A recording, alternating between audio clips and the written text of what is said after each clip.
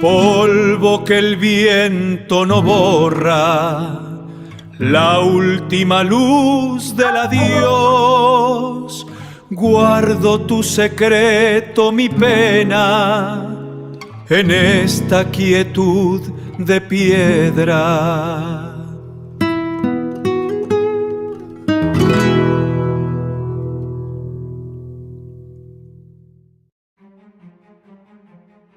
Buenas noches, bienvenidos a la nave del misterio. Les pido un poco disculpas porque el primer tema, el bloque de actualidad, no es muy agradable, no es nada agradable, sinceramente. Pero también estamos en una sociedad, ustedes lo saben, que ha apartado a la muerte de una forma tan radical que es que ya no queremos saber nada. Hay cierta lógica, pero es que no queremos saber nada, nos espanta. Bueno, pues una historia de espanto, pero que tiene un trasfondo social, un impacto enorme, sobre todo en Madrid, queremos contarles. Así que reitero mis disculpas porque las imágenes no son sencillas ni muy admisibles, pero son realidad. Y ha ocurrido en el epicentro de la cultura y la ciencia de la capital de España, en plena Universidad Complutense de Madrid. Carmen, buenas noches. Buenas noches, Iker. Cuéntanos un poco para que todos nos enteremos este último escándalo que tiene que ver también con nuestro terror y nuestra repulsa a la muerte. Pues fíjate, hace 2 años que el mundo destapa algo que está pasando en la Universidad Complutense de Madrid en medicina. En esta facultad, al parecer, se están hacinando una serie de cadáveres que habían sido donados para la ciencia, para que los estudiantes pudieran comprobar en un cuerpo humano real cómo se tenían que hacer pues diversas operaciones, diversas intervenciones. Pilar Mansilla es una de esas técnicos que se ocupaba de esos cadáveres. Utilizaba la noticia ahora es por eso, porque Pilar ha puesto una denuncia a raíz de un cáncer que le ha sido detectado. Al parecer, esta mujer, al estar en contacto continuo con ciertas sustancias que tenía que inyectar a esos cadáveres, ha podido sufrir pues que el estar tan en contacto con esas sustancias que son cancerígenas le provocaron ese cáncer que ahora tienen. Y fíjate por qué. Porque según la OMS hay una medida exacta, por ejemplo, para utilizar formol. Bueno, pues 25 veces más era la dosis que ella estaba manejando continuamente. Con lo cual tú imagínate, ahora ya se ha visto relación, el forense incluso ha visto relación perfectamente clara entre ese manejo y las enfermedades posteriores que ha tenido, que no solamente han sido eso, han sido 3 los denunciantes. Los otros 2 quieren permanecer por el momento en el anonimato, pero han sufrido insuficiencia respiratoria, disnea, migrañas, hipertensión, tumores, cáncer pilar y depresión. Depresión todos. No podían soportar ver el estado en el que se encontraban esos cuerpos, 534 cuerpos que se hacinaban en muchas de las estancias. El olor, decían, era nauseabundo. Por eso tenían que utilizar además más formol y también ambientador, con lo cual imagínate la mezcla de olores que se generaba allí. No solamente eso, sino que la limpieza parece ser que tampoco era la adecuada. Es más, cuando estalla todo, cuando el periódico El Mundo saca esas informaciones, una técnico va a investigar allí y se da cuenta de que la condición higiénica es poco menos malísima. Que el sótano de los horrores. Se habla, Así lo llamaron. Porque además, claro, los cuerpos pues van soltando sustancias según se van descomponiendo. Sí, bueno. Toda clase de fluidos que nadie recogía, que estaban por el suelo y que en muchas ocasiones también sabemos que la descomposición, pues hay insectos, hay larvas que se iban convirtiendo en gusanos que y nadie estaban por sabe todas partes. Por qué se ha permitido esto, que ha sido un gran escándalo en Madrid, repito, pero que podía tener... En Anatomía 2, ¿eh? En Anatomía 1 estaba todo perfectamente controlado, todo perfectamente puesto, se pueden ver las imágenes que son impolutas, pero en cambio en Anatomía 2, pues alguien no estaba haciendo lo que se tenía que hacer. Se ha hablado en la prensa madrileña de una trama, de qué ocurre si pasa en otros sitios, cuestiones económicas, y dices, cuestiones económicas con cuerpos humanos, cuerpos que se dan a la ciencia, y es un mundo un poco opaco. Evidentemente estamos tocando terrenos que no son los habituales. María del Mar Robledo, gran especialista, evidentemente, que ustedes ya conocen, sabe mucho de estos ámbitos porque ha estudiado, ha trabajado, ha vivido todas estas cosas, y yo no sé... Marimar, buenas noches. Hola, ¿qué tal? Buenas noches. ¿Estás tan sorprendida como nosotros? Pues sorprendida y escandalizada, Iker, las 2 cosas. Sorprendida porque me ha tocado, lo tenía muy cerca. Yo creo que vosotros sabéis y mucha gente sabe que yo soy docente de varias universidades y lo he sido durante 8 años al lado, en la misma facultad. O sea, a tu vera estaba todo esto. Estaba muy cerquita donde yo he estado durante 8 años y yo desconocía que esto estaba ocurriendo, efectivamente. Pero vamos, ni lo conocía yo ni muchísimas otras personas que trabajaban en la universidad. Quiero decir, esto nos ha sorprendido, por lo tanto, muchísimo. ¿Era un secreto, por tanto, o qué? Bueno, yo, por lo que he leído además que han declarado estas personas que estaban siendo afectadas y que de hecho, bueno, pues lo han denunciado finalmente y han hecho muy bien por fin en denunciarlo, bueno, pues estaban un poco intimidadas y amenazadas de que no podían hacerlo, que no podían contar lo que allí estaba pasando realmente, ¿no? Claro, pero algunos médicos además ni siquiera bajaban a lo que son los fondos, Exacto. ¿no? Estos operarios son los que subían los cuerpos, los troceaban y posteriormente tenían que incinerarlos, cosa que en muchas ocasiones El no se público hacía. Que no nos se hacía. preguntará, Claro. Marimar, ¿para qué se emplean? Parece de perogrullo, perfecto, yo quiero aprender todas las noches del domingo. ¿Para qué se emplean los cuerpos en una facultad que se dona a la ciencia? Vamos a ver, efectivamente, el kit de la cuestión es ¿para qué se emplea un cuerpo donado para la ciencia? Pues que todo el mundo lo sepa, un cuerpo donado para la ciencia se emplea, por un lado, en una universidad para docencia, es decir, como tú bien decías inicialmente, para que los alumnos puedan aprender de esos cuerpos, porque hay que aprender, tenemos que aprender de ellos, y por otro lado, para investigación. O sea, se puede investigar con esos cuerpos y bueno, pues de hecho se utilizan para ello, ¿no? Pero quiero decir que siempre se hace y siempre lo hacemos con el máximo respeto. O sea, yo me preguntabais antes de empezar, ¿esto se puede dar en algún otro sitio? Yo no lo he conocido en ningún lugar. ¿En ningún lugar? En ninguno. ¿Y tú has trabajado en muchos lugares del mundo? En muchas, efectivamente, y fuera de España, Por en eso. Europa, en Latinoamérica. Yo no he visto esto en ningún otro lugar. Un hacinamiento de cadáveres como este, jamás. Jamás. ¿Y a qué se puede deber? ¿Qué ha pasado Bueno, aquí? Vamos a ver. Parece ser que se iban acumulando cadáveres porque los cadáveres donados para la ciencia, bueno, pues una estancia, por decirlo de alguna manera, tiene una capacidad para acumular o para guardar X cuerpos. Bueno, pues la cantidad de cuerpos que se guardaban era superior. Efectivamente. Y luego, por otro lado, ¿para qué se utilizaban? Pues no solamente para la docencia y para la investigación, sino según han denunciado estos trabajadores de ese departamento, se utilizaban para cursos privados que no tenían nada que ver con esas dos vertientes que yo he dicho. Ni docencia universitaria, ni investigación. Era para cursos privados que se hacían, parece ser, según se ha contado, en fines de semana, y bueno, pues que eran, o serían, de ser cierto, muy lucrativos. O sea, en el fondo una cuestión monetaria que también recorre esto, según se dice en la prensa, y acudimos directamente a los denunciantes y a lo que se está comentando, pero en el fondo una situación como de no control sobre un área concreta tan, además, peliaguda, porque estamos hablando del respeto de cadáveres y de un tratamiento que llega a provocar, y esto es muy interesante y toca un poco el misterio, las afecciones no solo eran físicas, Marimar. Así es. Hay todo un componente psíquico, una carga potente. Bueno, todos los que trabajáis con cadáveres, y aquí tenemos varios compañeros en Cuarto Milenio que colaboran con nosotros, hay que estar hecho de una pasta especial. Bueno, como un médico está hecho de una pasta especial, y un cirujano que opera. Claro, el cadáver ya es otra cosa, ¿no? ¿Cuándo se pasa ese impacto ante el cadáver? Mira, ese impacto yo creo que no se pasa nunca. Y además voy a hacer una puntualización a lo que has comentado. Hay algo peor aún, psicológicamente, que trabajar con cadáveres, que es trabajar con cadáveres en malas condiciones. Exactamente. Quiero decir, esos cadáveres en malas condiciones, que se ha perdido, digamos, han perdido su forma de ser humano, pero siguen conservando otra, por lo tanto lo reconoces, pero que tienen unos olores tremendamente desagradables. Eso es tremendo. Y hacerlo de una forma irrespetuosa, o sea, que te obliguen a trabajar con ellos de una forma irrespetuosa, eso yo entiendo, y lo comentábamos antes de comenzar, que hubiese personas que se veían obligados a trabajar así y que no pudiesen dormir, que no pudiesen atender a sus niños, como comentaba Pilar, que ha hecho unas declaraciones que decía que cuando llegaba a casa era incapaz de atender a su niño o su niña, no recuerdo, de 10 o 11 años. Lo entiendo, porque ese olor se te queda metido dentro. Y no se pierde nunca. Cuando sientes cuando sientes respeto por un cuerpo, no lo pierdes nunca, siempre les tienes respeto, y si no lo tienes también. Es muy curioso lo que dices de la forma que se ha perdido, por desgracia, las circunstancias, pero sigue siendo reconocible. Claro. Una de las denunciantes hablaba de una carga psíquica, de un miedo, de un impacto, de unas imágenes que no le dejaban dormir. Pesadillas, o sea, pesadillas con cadáveres. Ella además ha declarado que se veía muchas noches en esas pesadillas terribles, rodeada de esos cadáveres con los que normalmente estaba manipulando, porque así se lo hacían. Además, fíjate, algunos de esos cadáveres, y ellos no lo sabían, cosa que también han denunciado, como publican los medios de comunicación, es que estaban tratando con cadáveres algunos infecciosos, con enfermedades infecciosas, con hepatitis y con SIDA, y ellos no eran conscientes de ello. ¿Esto es posible? Los forenses tenéis que tener siempre una información concreta del cuerpo con el que trabajáis, me imagino, ¿o no? Claro, por supuesto. Mira, yo te puedo decir que yo durante años yo he trabajado con cuerpos también donados en otras condiciones, y siempre tienen una serie de información, tienen una ficha, por decirlo de alguna manera, donde tienes toda la información de ese cuerpo. O sea, y te puedo asegurar incluso que si en algún momento hay un familiar que te pide explicaciones de qué has hecho con el cadáver de su familiar, se lo puedes explicar. Algo que en este lugar parece ser que no ha sido posible. Quiero decir que parece ser que ha habido familias que presuntamente han pedido explicaciones de qué había pasado con sus familiares y no han podido darles explicaciones porque no los tenían catalogados, no los tenían ubicados. O sea, había un... No eso parece un hacinamiento de momias cuando vemos una... Lo que pasa que fíjate, una también información. con la crisis se sabe que ha habido muchas personas Sí. que han donado los cuerpos a la ciencia porque no tenían dinero para enterrar a sus familiares.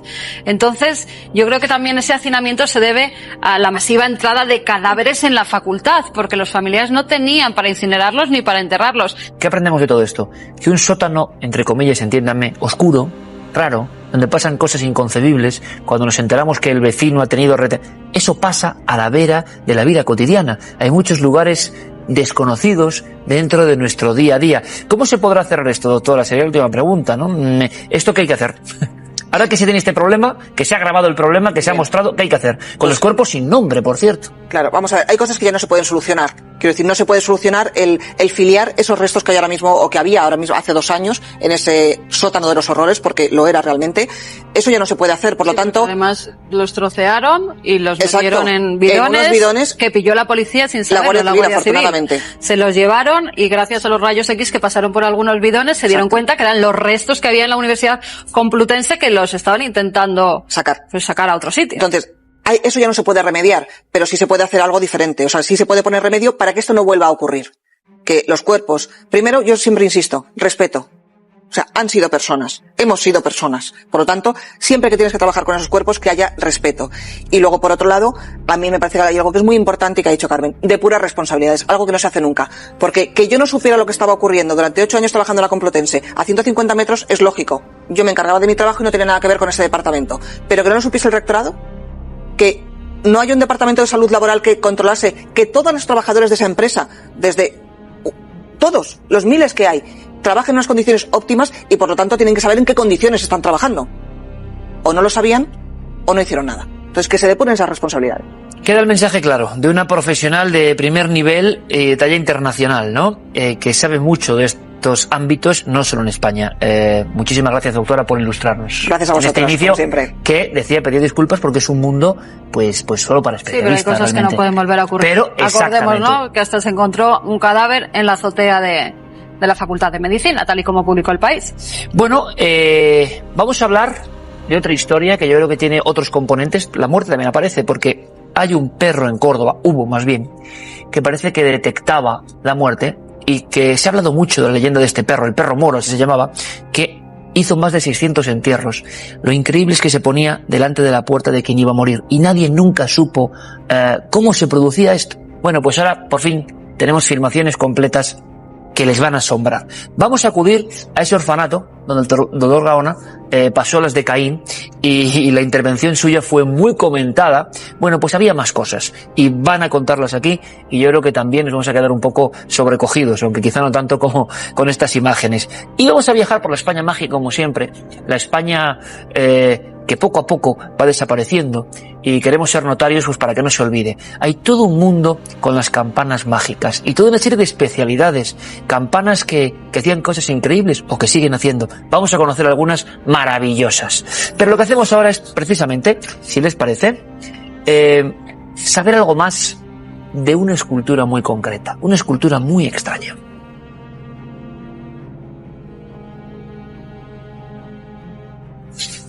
En un pueblo de Córdoba llamado Fernán Núñez existe una escultura, esta que están viendo, que es diferente a todas las demás. Es un caso único en el mundo. Juan Villa la ha recreado al milímetro. Y el perro moro nos observa 30 años después de su misteriosa y polémica muerte. Una escultura, un perro callejero. Y me he preguntado muchas veces qué tenía ese perro callejero para merecer tan alto honor, erigido además por suscripción popular. Tuvo que ser algo enigmático, diferente, algo que quizá no hiciese ningún otro perro en el mundo. Por tanto, eso diferenciador nos interesa, ¿verdad? Y más sabiendo que al perro moro también le llamaban el perro de los entierros. Han pasado 30 años y sin embargo en Fernán Núñez parece que fue ayer mismo. El eco de esta historia aún late, aún se vive y yo quiero recuperarlo y vivirlo con todos ustedes. Este pueblo es Fernán Núñez, y está en la campiña de Córdoba, aproximadamente unos 28-30 kilómetros de Córdoba capital, hacia el sur. Hay otra circunstancia, otra razón, otro motivo, que durante los últimos 20 o 30 años han hecho que Fernán Núñez salte a la actualidad. Y ese motivo es el perro de los entierros. ¿Cómo llegó al pueblo? Se desconoce porque se presentó de un día para otro, como se suele decir. Nadie sabe de dónde vino. Bueno, era un perro callejero, cuidado ninguno, un perro negro, muy seco, esquelético. Creo recordar que le habían dado una pedrada o algo así, y tenía un ojo blanco, y bueno, el perro era una aparición.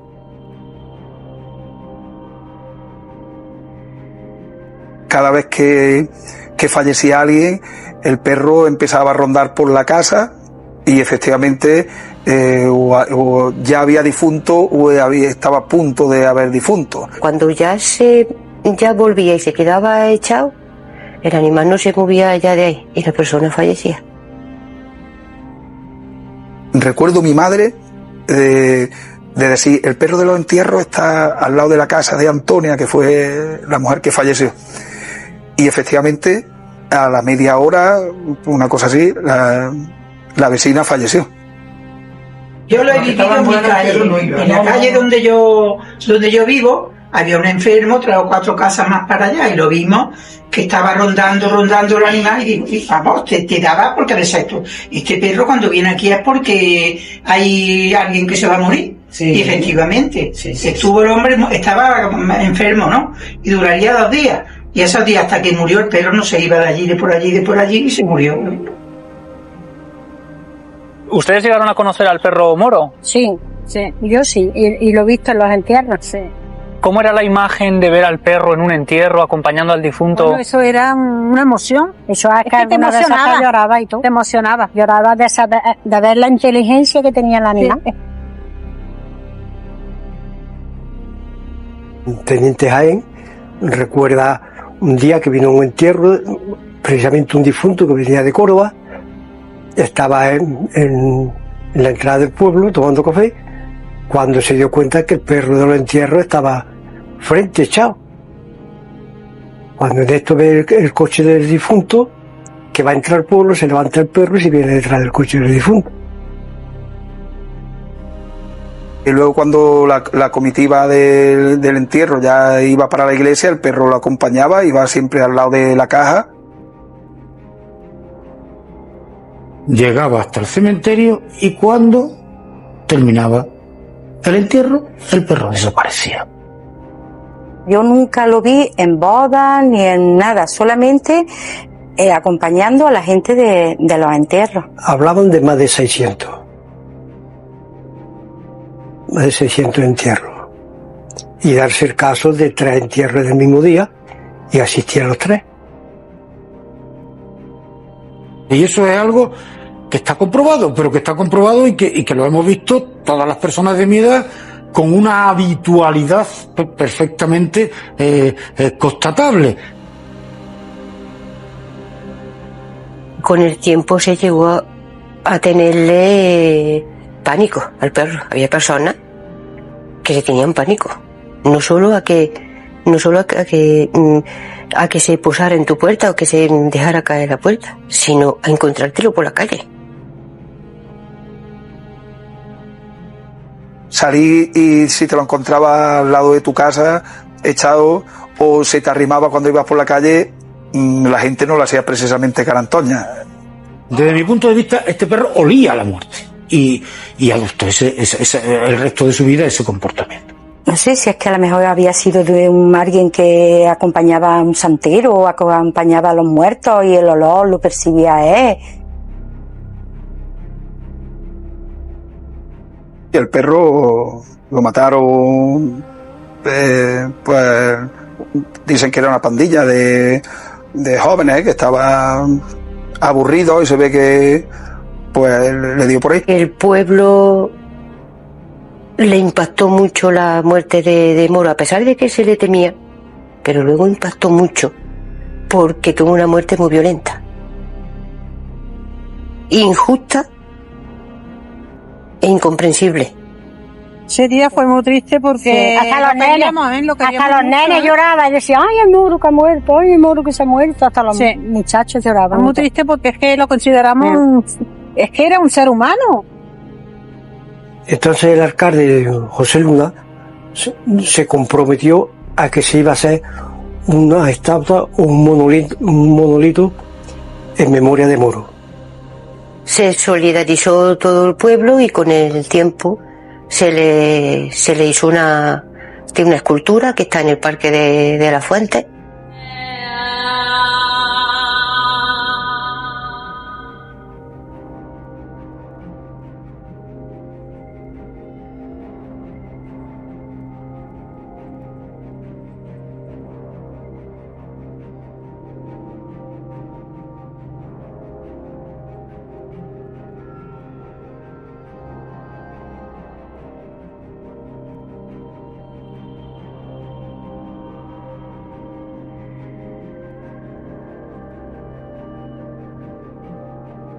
No he vuelto a ver un perro como Moro. Con ese halo de misterio que llegó. Y no hemos vuelto a tener un perro así.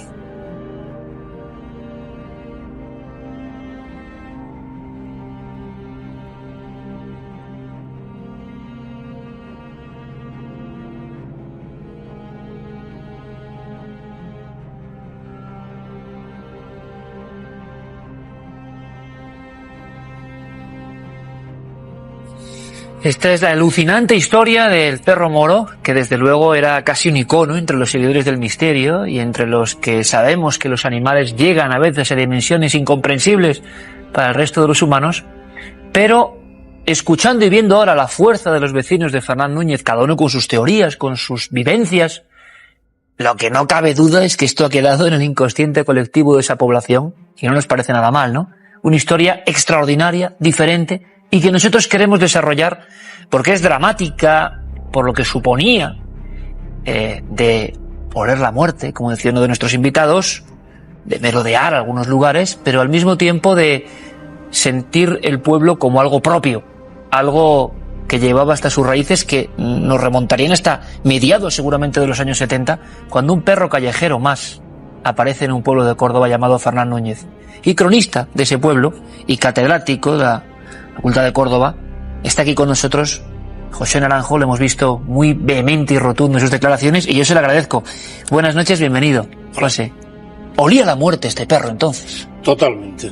Este perro olía la muerte. Desde mi punto de vista olía cuando la muerte se había producido. Desde mi punto de vista, algunos amigos y compañeros de los que han intervenido creen entender que lo anticipaba. Anticipaba.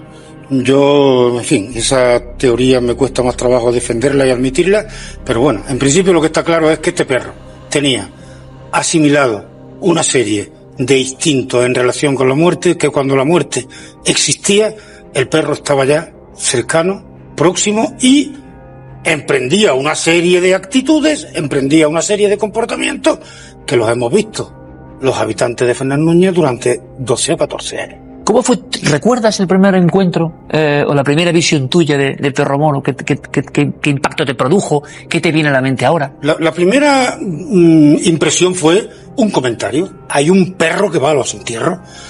Fernán Núñez es un pueblo muy solidario en lo que se refiere a compartir el dolor de las familias cuando tienen un difunto. Y entonces la asistencia a los entierros es bastante frecuente y bastante abundante de gente. Siempre hay mucha gente acompañando. Hay gente que presume de ir a todos los entierros, no en mi caso, que naturalmente en aquellos años estaba o terminando mis estudios y fuera de Fernán Núñez o estaba en el trabajo. Y entonces lo primero que me llega es, hay algo raro, hay un perro que aparece por los entierros. Al principio no le presta uno atención hasta que uno va a uno de esos entierros en el que tienes que hacer lo que allí se dice, dar el pésame e ir a decirle a la familia que le acompaña en el sentimiento. Y me encuentro al perro. Efectivamente, el perro estaba, como solía estar, cerca de la puerta del difunto, echado, y cuando llegaba el momento de salir el féretro, él se ponía frecuentemente al frente de la comitiva, iba a la iglesia, permanecía normalmente en la iglesia a la entrada, él no entraba, y cuando salía de nuevo la comitiva, él se ponía la mayor parte de las veces al frente de la comitiva, junto con el cura o cerca del féretro, iba al cementerio, y en el cementerio el mismo comportamiento, se echaba tranquilamente en la puerta hasta que aquello terminaba. Cuando terminaba, el perro desaparecía. La primera vez que yo lo vi, pues fue en esta ocasión en que yo asistía a un entierro para dar un pésame, que normalmente yo no estaba, pero que ya se hablaba del perro. Y efectivamente lo vi y lo comprobé, y se convirtió en algo ya tan habitual que tampoco le dábamos más importancia. Pero es curioso y cómo lo cuentas y con qué claridad y con qué fuerza lo estamos casi viendo, ¿no? Y esas filmaciones impresionantes, un gran trabajo, ha sido un sprint periodístico, porque queríamos tocar este tema antes de terminar esta temporada, nos apetecía muchísimo, queríamos saber las verdades y leyendas, que ahora discutiremos sobre eso. El mérito de nuestro compañero Javier Pérez Campos. Javi, buenas noches. Nadie olvida a Perro Moro en Fernán Núñez 30 años después. Ahora le preguntaremos a José por qué era un perro callejero más, con su modo de vida, solo que algo le hacía diferente, y esa diferencia, si es cierto que iba a los entierros o que podía estar merodeando la casa del que iba a ser difunto, generó, como hemos visto en el vecindario, una ambivalencia, ¿no? Cariño, pero al mismo tiempo, hombre, imagínate que tienes una enfermedad y empiezas a ver en las noches al perro merodeando en tu portal, ¿no? Había una dualidad, efectivamente. Lo bonito de esta historia, además, es que si dentro de 200 años alguien ve la estatua, puede pensar que se mueve en el ámbito de la leyenda, pero acudiendo hoy al pueblo, no hay que ir a los legajos, no hay que ir a antiguos papeles para conocer la historia, hay que hablar con los vecinos, y ellos aún recuerdan esta historia. Y efectivamente hablan de esa dualidad. Por un lado, los vecinos que cuidan del perro, había gente como Manolico, que es el principal vecino de Fernán Núñez, que se hace cargo de él, que lo alimenta, que acude a la carnicería a por los desechos de la carne para intentar alimentar al perro. Y por otro lado, hay gente que cuando se encuentra a Moro por las calles, sí que le produce cierto rechazo, y eso es lo que nos hacen saber. Hay historias, por ejemplo, la de Antonio Sánchez, un hombre que él nos decía, cuando lo estaba entrevistando, que una noche él está regresando a casa, es una noche de lluvia, una noche en la que la niebla prácticamente no le permite ver mucho más allá de los metros de su calle, y de pronto ve un bulto negro sentado, agazapado en la puerta de su vecina.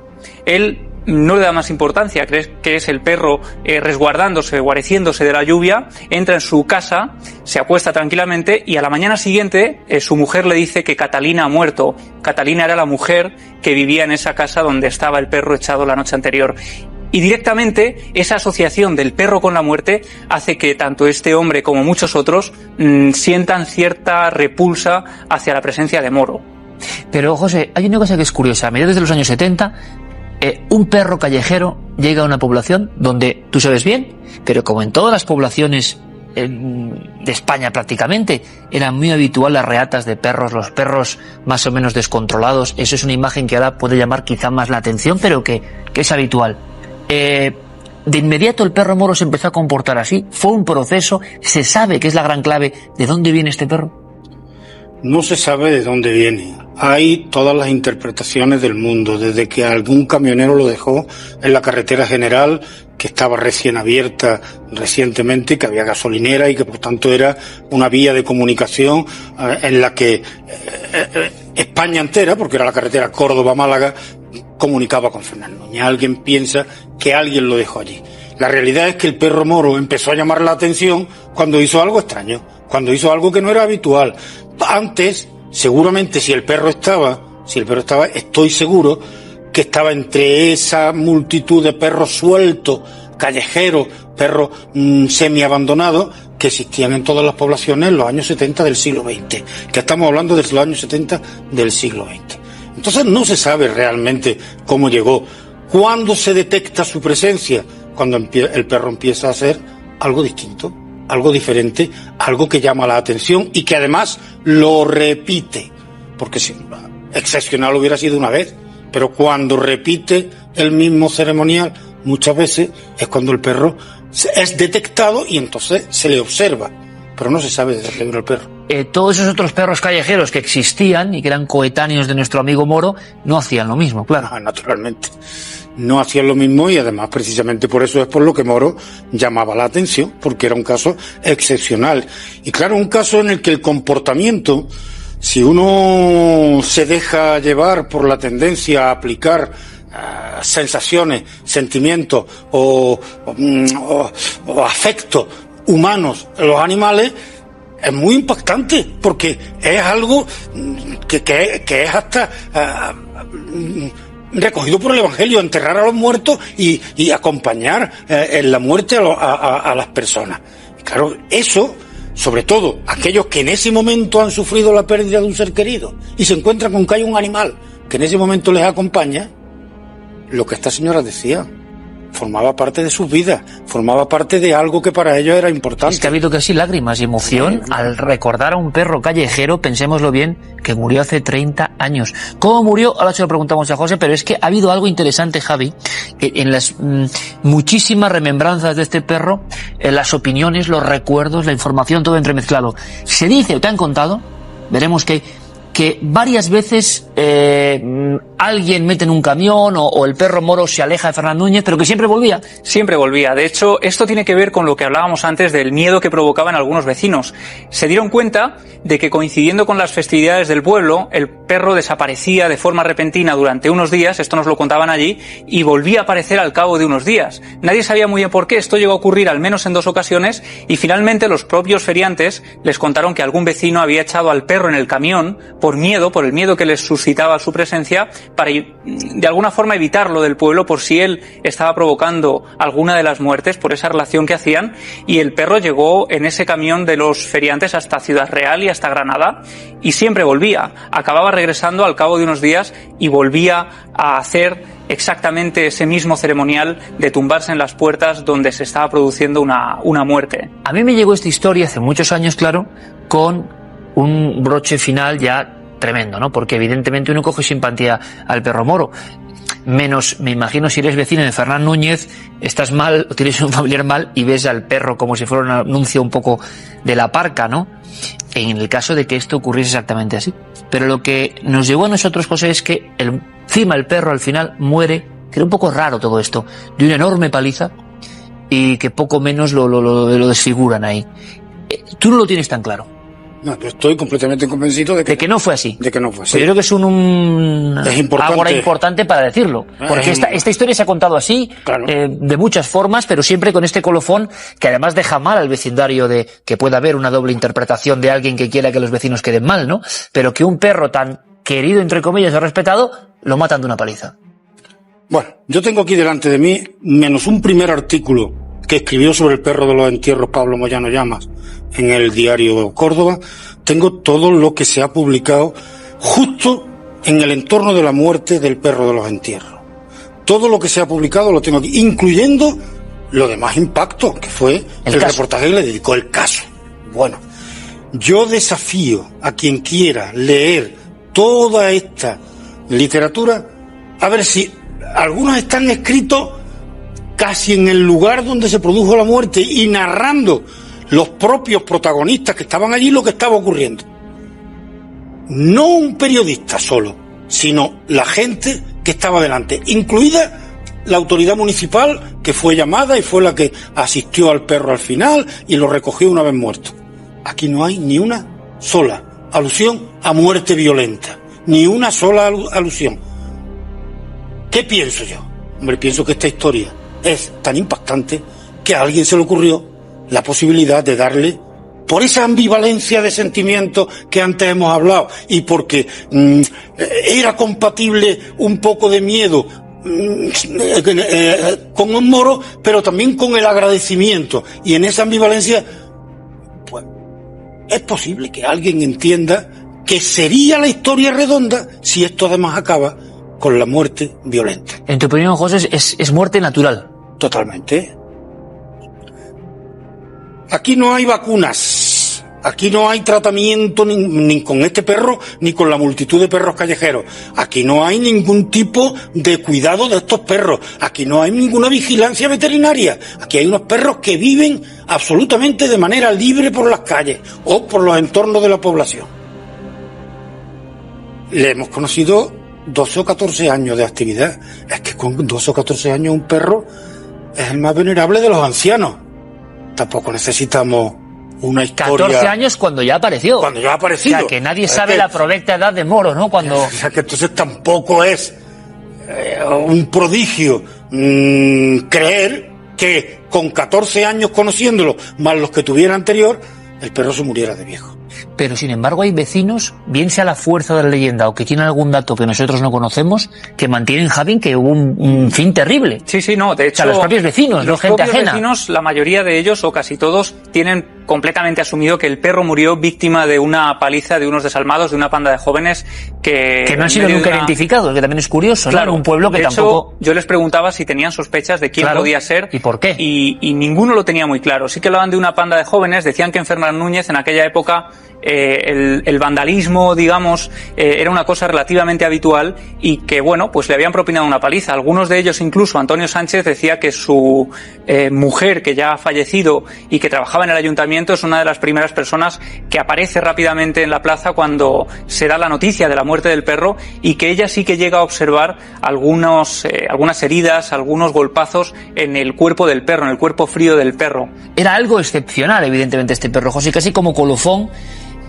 Cuestión olfativa, cuestión de un tipo de comportamiento aprendido y que él hace sin ser muy consciente de lo que está haciendo. La opinión pido. Pues Algo que desconocemos completamente, que no es otro sentido y que tiene que ver con la muerte, que no podemos explicar. Pues yo entiendo, esto es mi interpretación, que este perro debió vivir con su dueño durante algún tiempo. Este dueño suyo falleció y él vivió, y un poco se le grabó en las entrañas, se le grabó en su perruna psicología los hechos que fueron ocurriendo después de la muerte de su dueño. Yo entiendo que este animal vio la muerte, vio las exequias estas civiles de los pésames, vio los vecinos cómo acompañaban al cadáver, vio cómo el cadáver llegaba a la iglesia, cómo el cadáver salía de la iglesia y iba al cementerio, y deja en ese momento el perro de ver a su dueño. Yo entiendo que eso fue lo que realmente le hizo a este perro repetir lo que en aquel momento había vivido, pero con un trauma un poco especial, porque significó la pérdida de su dueño. Eso es lo que yo entiendo, y es teniendo en cuenta y sabiendo, como sabemos, la sensibilidad extraordinaria que tienen estos animales, y es una opinión que yo creo que es razonable, porque tampoco a un perro le podemos adjudicar virtudes, cualidades éticas, cualidades morales, eso no se lo podemos, pero lo que sí le podemos adjudicar es capacidad de que algo que ha vivido lo reproduzca el resto de su vida. Lo que es curiosísimo es el hecho de que es un caso único en el mundo, podemos decir conocido. Fernán Núñez, provincia de Córdoba, y yo creo y me gustaría que el público fuese a... Nos encontraremos, porque sabemos cómo son los seguidores de este programa, de respetuosos, algún homenaje o algún recuerdo a algo que tenemos único. Es un poco patrimonio inmaterial, yo siempre lo digo. No es la escultura de un alcalde, de un escritor ni de un militar. Es otra cosa, y que es bastante misteriosa, porque desde luego lo que sí está claro es que la memoria popular sí que recuerda que, al margen de lo que nos dice el cronista y el catedrático y nuestro invitado, que de alguna manera su rondar era previo. Eso conectaría directamente, Javi, de ser así, con historias muy interesantes que nos llevarían a Felipe II, el perro negro del Escorial, y al perro negro como elemento anunciador de la muerte. Pero siglos antes de este suceso, claro. Es que si Moro hubiera sido un perro de color canela, un perro de color blanco, a lo mejor la asociación con la muerte no habría sido tan directa. Pero el perro negro es, en la mayoría de las culturas, casi como un emisario de la muerte. Un psicopompo, ¿no? claro, como un guardián del otro mundo.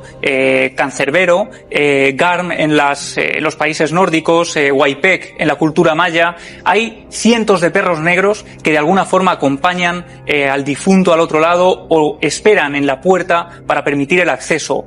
Y Moro era un perro negro que prácticamente estaba haciendo esa labor. Y eso es lo que llevó a muchos vecinos a plantearse todo tipo de teorías. A mí me han llegado a comentar, por ejemplo, que estas señoras que veíamos en el banco y estábamos hablando con ellas, decían que llegaron a plantearse que el perro fuera una reencarnación de algún vecino del pueblo o que fuera un espíritu encarnado en un animal. Es decir, todo tipo de hipótesis para... ante un hecho tan fuera de lo normal y de fuera de lo común. Claro. Tan fuera de lo común que no hay escultura a un perro que de alguna forma, como dice nuestro invitado, oliese la muerte. Y no solo eso, sino que hiciese su particular rito humanizado. Ha trascendido la historia y yo creo que con el eco que le vamos a dar esta noche todavía va a ser más importante. Va a ser un revival que yo creo que es maravilloso y merecido. Cosa única, provincia de Córdoba, Fernán Núñez, ahí tienen material para seguir indagando y conociendo. José Naranjo, de verdad que ha sido un placer, gracias por toda tu ayuda y que ahora mucha gente rinda su particular homenaje a algo tan singular. Gracias de verdad por tu visita. A vosotros. Javi, como siempre, muchísimas gracias, compañero. Muchas gracias. Y hay que decir a nuestro público que si quieren disfrutar de esta escultura, la real, ya saben dónde está. En la Expo siempre ocurre eso. Nosotros damos pistas, pautas, para que ustedes investiguen, porque tenemos un país maravilloso, lleno de secretos por conocer. Nos viene lo lejano y lo cercano no le hacemos caso. Pues me cuentan que, por supuesto, Valencia ya tienen todas las vías de contacto. Expo de Cuarto Milenio en Valencia. Y estaremos atención, esto es muy importante, en Madrid, julio y agosto, para tanto público que no pudo asistir hace ya un año a la primera Expo, pero con un montón de novedades. El 24 de junio y el 25 de junio, en el Teatro Alcalá, tendremos Noches del Misterio. Vayan apuntando, ya saben lo que pasa con las Noches del Misterio. Y no tengo la menor duda de que en Valencia y Madrid, entre los muchos objetos singulares de nuestra España desconocida y maravillosa, estará ya ahí el perro Moro. Yo creo que va a merecer la pena. Ahora vamos con noticias.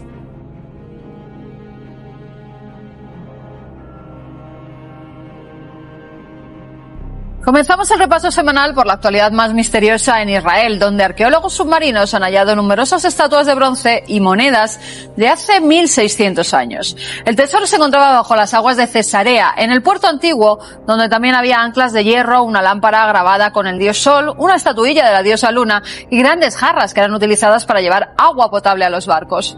Fundada por el rey Herodes en el siglo I a.C., Cesarea era una ciudad amurallada y contaba con el puerto más grande de la costa este del Mediterráneo. De acuerdo con los especialistas, estos objetos pertenecen a un gran mercante que fue sorprendido por una tormenta a la entrada del puerto y se hundió hasta chocarse con el malecón rocoso.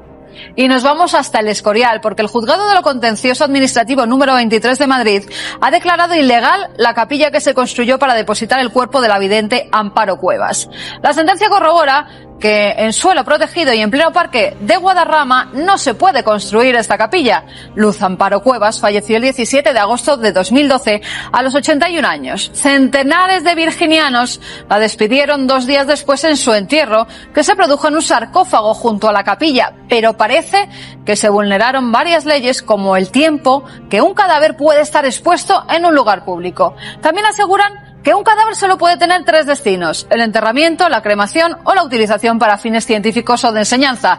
Y nada de esto se ha hecho con el cuerpo de la vidente. Pero los seguidores de esta, en el Escorial, han recurrido la sentencia y aseguran que seguirá enterrada dentro de un sarcófago al aire libre en la capilla que se construyó en la finca Prado Nuevo, un terreno protegido no urbanizable hasta que haya una sentencia firme.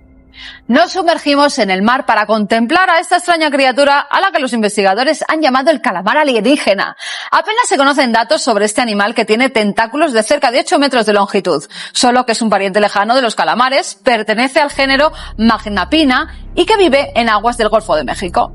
Además lo hace a unos 2.400 metros de profundidad y, a diferencia del resto de los calamares, esta criatura tiene unos brazos y unos tentáculos del mismo tamaño, que además coloca en ángulo recto lo que da la sensación de que tiene codos. Sobre su alimentación los expertos no se ponen de acuerdo. Unos creen que cogen la comida arrastrando sus tentáculos por el fondo y cogiendo las criaturas que allí se encuentran. Y otros que simplemente esperan a que algún pez caiga a la trampa de sus largos apéndices. En México han recuperado la osamenta de un mamut que vivía hace 13.000 años. Los huesos se encontraban en una profundidad de 2,5 metros por debajo de una calle de Tultepec. Luis Córdoba Barradas, arqueólogo del Instituto Nacional de Antropología e Historia, indicó que la posición de los huesos muestra que el ejemplar pudo haber sido parcialmente cortado por un grupo humano. Para el especialista, la disposición en que fueron hallados más de 10 costillas, húmeros, fíbulas, un fémur, escápulas, cúbitos, radios, así como una decena de vértebras, indica que posiblemente el animal sufrió el mismo destino que otros de su especie. Se quedaban atascados en el fango por su gran peso y finalmente eran comidos por el hombre y otros depredadores. Entre los 60 huesos encontrados destacan algunas partes de grandes dimensiones que conservan su relación anatómica, como el cráneo, que aún tiene un molar superior, y la pelvis. De acuerdo con el estudioso, era un adulto joven, posiblemente de 20 a 25 años de edad, que pudo haber medido hasta 3 metros de altura. Y acabamos con un invento llevado a cabo por un ingeniero que ha diseñado cápsulas de supervivencia a prueba de tsunamis que podrían salvar miles de vidas. Las jaulas de aluminio están revestidas con una manta térmica que protege a los ocupantes de los incendios y, además de contar con asientos, hay un kit de primeros auxilios, tanques de aire, alimentos y agua, y están diseñados para proteger a las personas en lugar de ayudarlos a escapar. El objetivo de este invento es precisamente protegerlos de un tsunami en vez de evacuar, ya que en este último caso a muchas personas no les da tiempo y se ven sorprendidas por las gigantescas olas.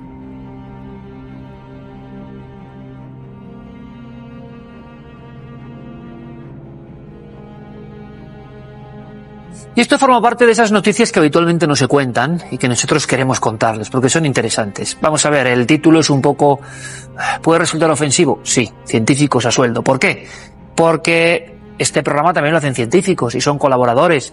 Y la inmensa mayoría son personas, como en todos los gremios, yo creo que aptas y honestas. Pero hay casos que se ocultan, desaparecen y que han sido muy importantes. Se van a sorprender realmente. Yo de verdad creo que esto es como para abrir mucho los ojos. Santi Camacho, buenas noches, compañero. Buenas noches, Iker. Hablamos de informes que se dieron como marchamo de la ciencia, que se creyeron durante mucho tiempo y que ahora investigaciones están demostrando que no era así, que había falsedad, que había corrupción. La corrupción no solo está en la política, ¿no? Podríamos empezar hablando, por ejemplo, de un tema que interesa a todo el mundo, que las ideas van variando, pero casi todo el mundo, repito, está como con la sensación de que eso ocurre, que es el cambio climático. Pues sí, en este año 2016 que ya anuncian que va a ser el más caliente de toda la serie histórica registrada, pues ya casi nadie, muy pocas personas dudan que existe ese cambio climático, ese calentamiento global. Pero la polémica ha estado viva, muy viva durante décadas, y la han mantenido viva muchas veces científicos que estaban de parte de la negación del cambio climático porque recibían suculentos cheques pagando sus investigaciones, financiando sus cátedras, etcétera, etcétera, de industrias cercanas a los combustibles fósiles, a aquellos que, las emisiones de carbono, aquellos que están culpados precisamente de ese cambio climático y que no quieren saber nada ni de coches eléctricos, ni de energía solar, ni de energía eólica, ni nada por el estilo. O sea, me cuentas que ha habido últimos hallazgos de informes, Santi, que demuestran que había toda una trama y que no era por una honorabilidad científica el defender que no había cambio climático, sino que había intereses mucho más oscuros. Quizá la última piedra de esa investigación la puso la organización ecologista Greenpeace cuando descubrió que respetables catedráticos de universidades muy prestigiosas como la de Princeton, como la de Pensilvania, estaban dispuestos a poner sus trabajos a sueldo del mejor postor para negar que las emisiones de carbono tuvieran algo que ver con ese cambio climático. Ellos montaron una especie de operación policial en la cual se hicieron pasar por miembros del lobby de las emisiones de carbono, por miembros del lobby de las energías fósiles, y dijeron, mira, os vamos a pagar tanto dinero porque hagáis un paper, hagáis un informe científico diciendo que bueno, que esto no es para tanto. Y para su sorpresa, pues recibieron emails de respuesta en las cuales estaban muy predispuestos a realizar esos informes. Bueno, ejemplos de informes a favor que hoy suenan incomprensibles. El cambio climático fue furibundamente atacado por científicos, entre comillas, españoles, que se desgañitaban diciendo que no existía. Algunos cambiaron de chaqueta poco a poco y otros se mantuvieron durante un tiempo en sus 13. Con el tabaco, el tema del tabaco, temas que implican a todo el mundo. Bueno, ahora sí que no hay ninguna duda de que el tabaco genera una serie de perjuicios importantes para la salud, pero esto no siempre ha sido así. Ha habido médicos en épocas pretéritas que defendían incluso los beneficios del tabaco. Incluso todavía ahora el lobby del tabaco suelta algunos estudios, por ejemplo, que puede ser beneficioso para el Alzheimer o para otras enfermedades. Pues bien, en 1977 se descubrió una cosa que se llamaba la Operación Berkshire. ¿Qué era la Operación Berkshire? Pues con papeles, con documentos, se desclasificó, se descubrió que responsables de las 7 más grandes tabacaleras del mundo se habían reunido en secreto. ¿Para qué? Para hacer un frente común y pagar a científicos, montar lo que se llamaban los institutos del tabaco para hacer estudios que primero negasen que el tabaco tuviese algo que ver con las enfermedades pulmonares, el cáncer o las enfermedades cardíacas. Luego que minimizasen, cuando ya la verdad era absolutamente inapelable, que minimizasen esos efectos. Y luego ya en una fase posterior que dijesen, bueno, pero esto tiene algunos beneficios. Ahora esos institutos del tabaco parece ser que están en la lucha por el humo de segunda mano, por los fumadores pasivos, y decir, bueno, esto de los perjuicios a los fumadores pasivos es una absoluta tontería. Pero desde luego eso tiene su origen en esos años 60, cuando ese gran lobby del tabaco se reúne para montar una gran operación de fraude científico. Refrescos, azúcares, aditivos, edulcorantes, Santi, otro mundo. Pues sí, porque yo creo que de todas las batallas científicas o científicas, entre comillas, que vamos a narrar, esta es la que lleva más tiempo y la más encarnizada. Y es no ya la que tiene un producto por decir que es bueno, sino la que tienen 2 productos competidores por decir que lo suyo es lo bueno y lo del enemigo es lo peor. Y son la industria del azúcar y la industria de los edulcorantes artificiales. ¿Con científicos a sueldo en ambos lados? En ambos lados, emitiendo informes casi mensuales. Yo creo que cualquier persona que esté un poco al tanto de las noticias de salud o de las noticias de nutrición sabe que prácticamente todos los meses sale un informe diciendo que los edulcorantes artificiales son buenos, malos, y que el azúcar es bueno, malo, o viceversa, que el azúcar es lo peor del mundo o lo mejor del mundo y que los edulcorantes artificiales pues causan todo tipo de trastornos. Pues esa batalla lleva transcurriendo durante décadas y parece ser que no vamos a ver su fin al menos en muchos años. Bueno, yo ahora estoy cayendo, como todos los espectadores, en una constante. Este producto era malo, ahora es bueno. Este producto era beneficioso, ahora hay la sensación por los medios de que es muy malo. He visto un reportaje sobre las maravillas de este elemento y luego es lo peor. ¿Y no sería que hay esa batalla en algunos casos entre científicos e informes y que no se ajustan precisamente a algo que persigue el método científico y en el que creemos también, claro, que es la objetividad? Gasolina. ¿Cuál fue la batalla de científicos a sueldo con la gasolina, Santi? Pues una que empieza en un sitio donde menos se puede imaginar. Nuestro planeta tiene 4.500 millones de años y eso lo sabemos gracias a un señor que se llamaba Claire Patterson, que mediante un sistema que medía el plomo en los minerales, pues pudo determinarlo. El problema es que se encontró con que para llevar a cabo ese trabajo tenía que encontrar unas muestras que hubiesen estado tremendamente aisladas, porque se encontró que la atmósfera, que todo lo que tocamos y vemos, aunque no esté ahí, está saturado de plomo. Y eso le llevó a la reflexión de que, sabiendo que el plomo era un tóxico importante y sus estudios le dijeron que antes de 1920 no había plomo en la atmósfera, dijo, ¿y de dónde ha salido todo este plomo? De la gasolina con plomo. Inició una cruzada para que se prohibiera el aditivo del plomo en la gasolina, porque no hay dosis seguras de plomo. El plomo es neurotóxico, es un veneno y encima no se elimina. Como casi todos los metales pesados, se va acumulando en el organismo y lo que te has tragado, sea por la vía que sea, ahí se queda hasta el día de tu fallecimiento. Pues bien, incluso en esa batalla tan evidente se encontró con un tremendo enemigo, que era el Dr. Keyhoe. El Dr. Keyhoe era el médico que patrocinaban, ¿quién? Las compañías petrolíferas que estaban interesadas en meter ese aditivo. Hasta el punto de que consiguieron a Patterson, que era una autoridad científica que dictaminó la edad de la Tierra, que no le dieron el premio Nobel por eso, hacerle un auténtico vacío, que prácticamente lo echaran de la universidad en la que trabajaban, ridiculizarle, etcétera, etcétera. Este hombre continuó con esa cruzada personal y después de una batalla de décadas consiguió finalmente que se prohibiera, primero en Estados Unidos y luego en el resto del planeta, los aditivos de plomo en la gasolina. Y por eso cambió. Pero ¿cuánto plomo hemos respirado tú y yo y todas las personas de ciertas generaciones? Pues muchísimo. Y no solamente plomo. Probablemente tú y yo, los más jóvenes han tenido la suerte de librarse de eso, hemos estado expuestos a una sustancia terrorífica, el DDT. El DDT se planteó como una panacea en la agricultura porque efectivamente era un pesticida muy eficaz y lo sigue siendo. El problema fue que un médico llamado Morton Biskin descubrió que el DDT, que estaba en la sociedad de los 50, de los 60, de los 70 prácticamente omnipresente, descubrió que había una serie de enfermedades, de alergias, de extraños cánceres que afectaban no solamente a las personas, sino a los animales domésticos. Y, como buen epidemiólogo, intentó determinar de dónde salía aquello. ¿De dónde salía? Del DDT. Pues bien, Morton Biskin se encontró también con una campaña de descrédito. La industria de los pesticidas era y sigue siendo una industria química tremendamente poderosa. Se encontró con una campaña de desprestigio que solamente cuando naturalistas empezaron también a determinar que el grosor de los cascarones de las aves estaba empezando a disminuir en proporciones alarmantes y que podríamos quedarnos en un mundo sin aves si se seguía utilizando el DDT de forma indiscriminada, pues ya se empezaron a plantear, por la acumulación de pruebas científicas, se empezaron a plantear que el DDT debía de ser suprimido y debían de buscarse alternativas. Pero desde luego, en la época de Biskin, decenas y decenas de estudios certificaban que el DDT no solamente era absolutamente inocuo, sino que además era beneficioso para todos los campos en los que se utilizaba y una garantía de salud en el hogar y en la agricultura. Vamos a dejarlo ahí, Santi, pero podría haber otras áreas, ¿no? Desde luego. Todos los palos del consumo, por ejemplo, están con esa sospecha hoy en día de unas batallas de informes científicos que hacían creer a la población que eso era una verdad absoluta, porque lo dice la ciencia. Y ahora todo ese castillo de naipes en algunos casos se está resquebrajando. Yo creo que esto merece la pena desarrollarlo, Santi, en un cara a cara. Muy bien. Reitero que nosotros tenemos un enorme respeto a la ciencia.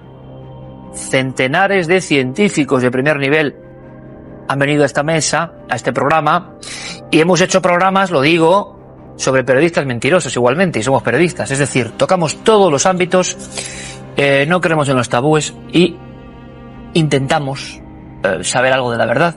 Santi ha comentado una serie de ejemplos que sobre todo tienen que ver con el consumo y que creo que por eso son alarmantes. Hay dos teorías bien claras, encabezadas evidentemente por el dúo clásico de los cara a cara. Representan dos formas de pensar. En un lado, el maestro Enrique Vicente, bienvenido. Muy buenas noches. José Manuel Nieves al otro, bienvenido, amigo. ¿Qué tal? Dice José Manuel Nieves que esto, lógicamente, es un porcentaje mínimo. Porcentaje que seguramente ocurre en cualquier otra profesión. Pero el maestro Enrique habla de una tendencia. Y sobre todo, y podemos empezar por aquí este cara a cara, porque sería la gran pregunta, si esto es una forma de abortar, de limitar cualquier tipo de hallazgo, por ejemplo, que no va en torno a ese sistema tantas veces corrupto. Si el establishment ahora mismo hace que cosas que no son verdad se den como verdad científica, viceversa, cosas que sí que son una ayuda para el género humano, si no entran por determinados aros, no pasan, quedan como marginales. Enrique, tu postura. Pues tú lo has definido, o sea, eso que has dicho es clarísimo. Todo lo que va contracorriente, y contracorriente significa contra el sistema establecido en cada momento y los intereses poderosos que lo rigen, todos los intereses de los lobbies, de las grandes corporaciones, y no solo eso, sino de los gobiernos, y de aquello a lo que dicen los gobiernos, todo eso o bien es eliminado o bien no tiene reconocimiento. Y eso ocurre en el campo de la ciencia. No olvidemos que la inmensa mayoría de las publicaciones científicas, que se cuentan por casi 10.000 en todo el mundo, están controladas por 5 grandes empresas que publican aquello que les conviene. Gracias a Dios ha surgido ahora en Internet otra serie de publicaciones prestigiosas alternativas que online publican estudios contestatarios. Pero lo grave de esto es que ha habido, no como dice mi amigo José Manuel Nieves, unos cuantos casos, sino miles de casos, probablemente decenas de miles, pero al menos cientos muy demostrados. ¿Qué ocurre? Aberraciones como esa, y se dan en múltiples campos, están costando la vida a cientos de miles de personas. La vida tanto porque se intoxica su salud por parte de muchas corporaciones tanto a nivel farmacológico como en la alimentación, industria, también agrícola-ganadera y un largo etcétera, como porque afectan al medio ambiente. Y el problema es que cuando algunos científicos han denunciado esto, algunos científicos o líderes sindicales, como Karen Silwood, les ha costado la vida. Mira, Enrique ha empezado diciendo, hablaba de corrientes, ¿no? De que todos los que vayan contra la corriente dominante. Bueno, pues resulta que las corrientes dominantes cambian, no son fijas, no son estáticas, se mueven. Si así fuera, en los ejemplos que hemos visto hace un momento también, el amianto, el tabaco, todas estas cosas. Bueno, el amianto, en un momento en el que parecía el material milagro, pues ahí estaba en todas partes. ¿Dónde está hoy el amianto? Está prohibido absolutamente en todas partes. El tabaco.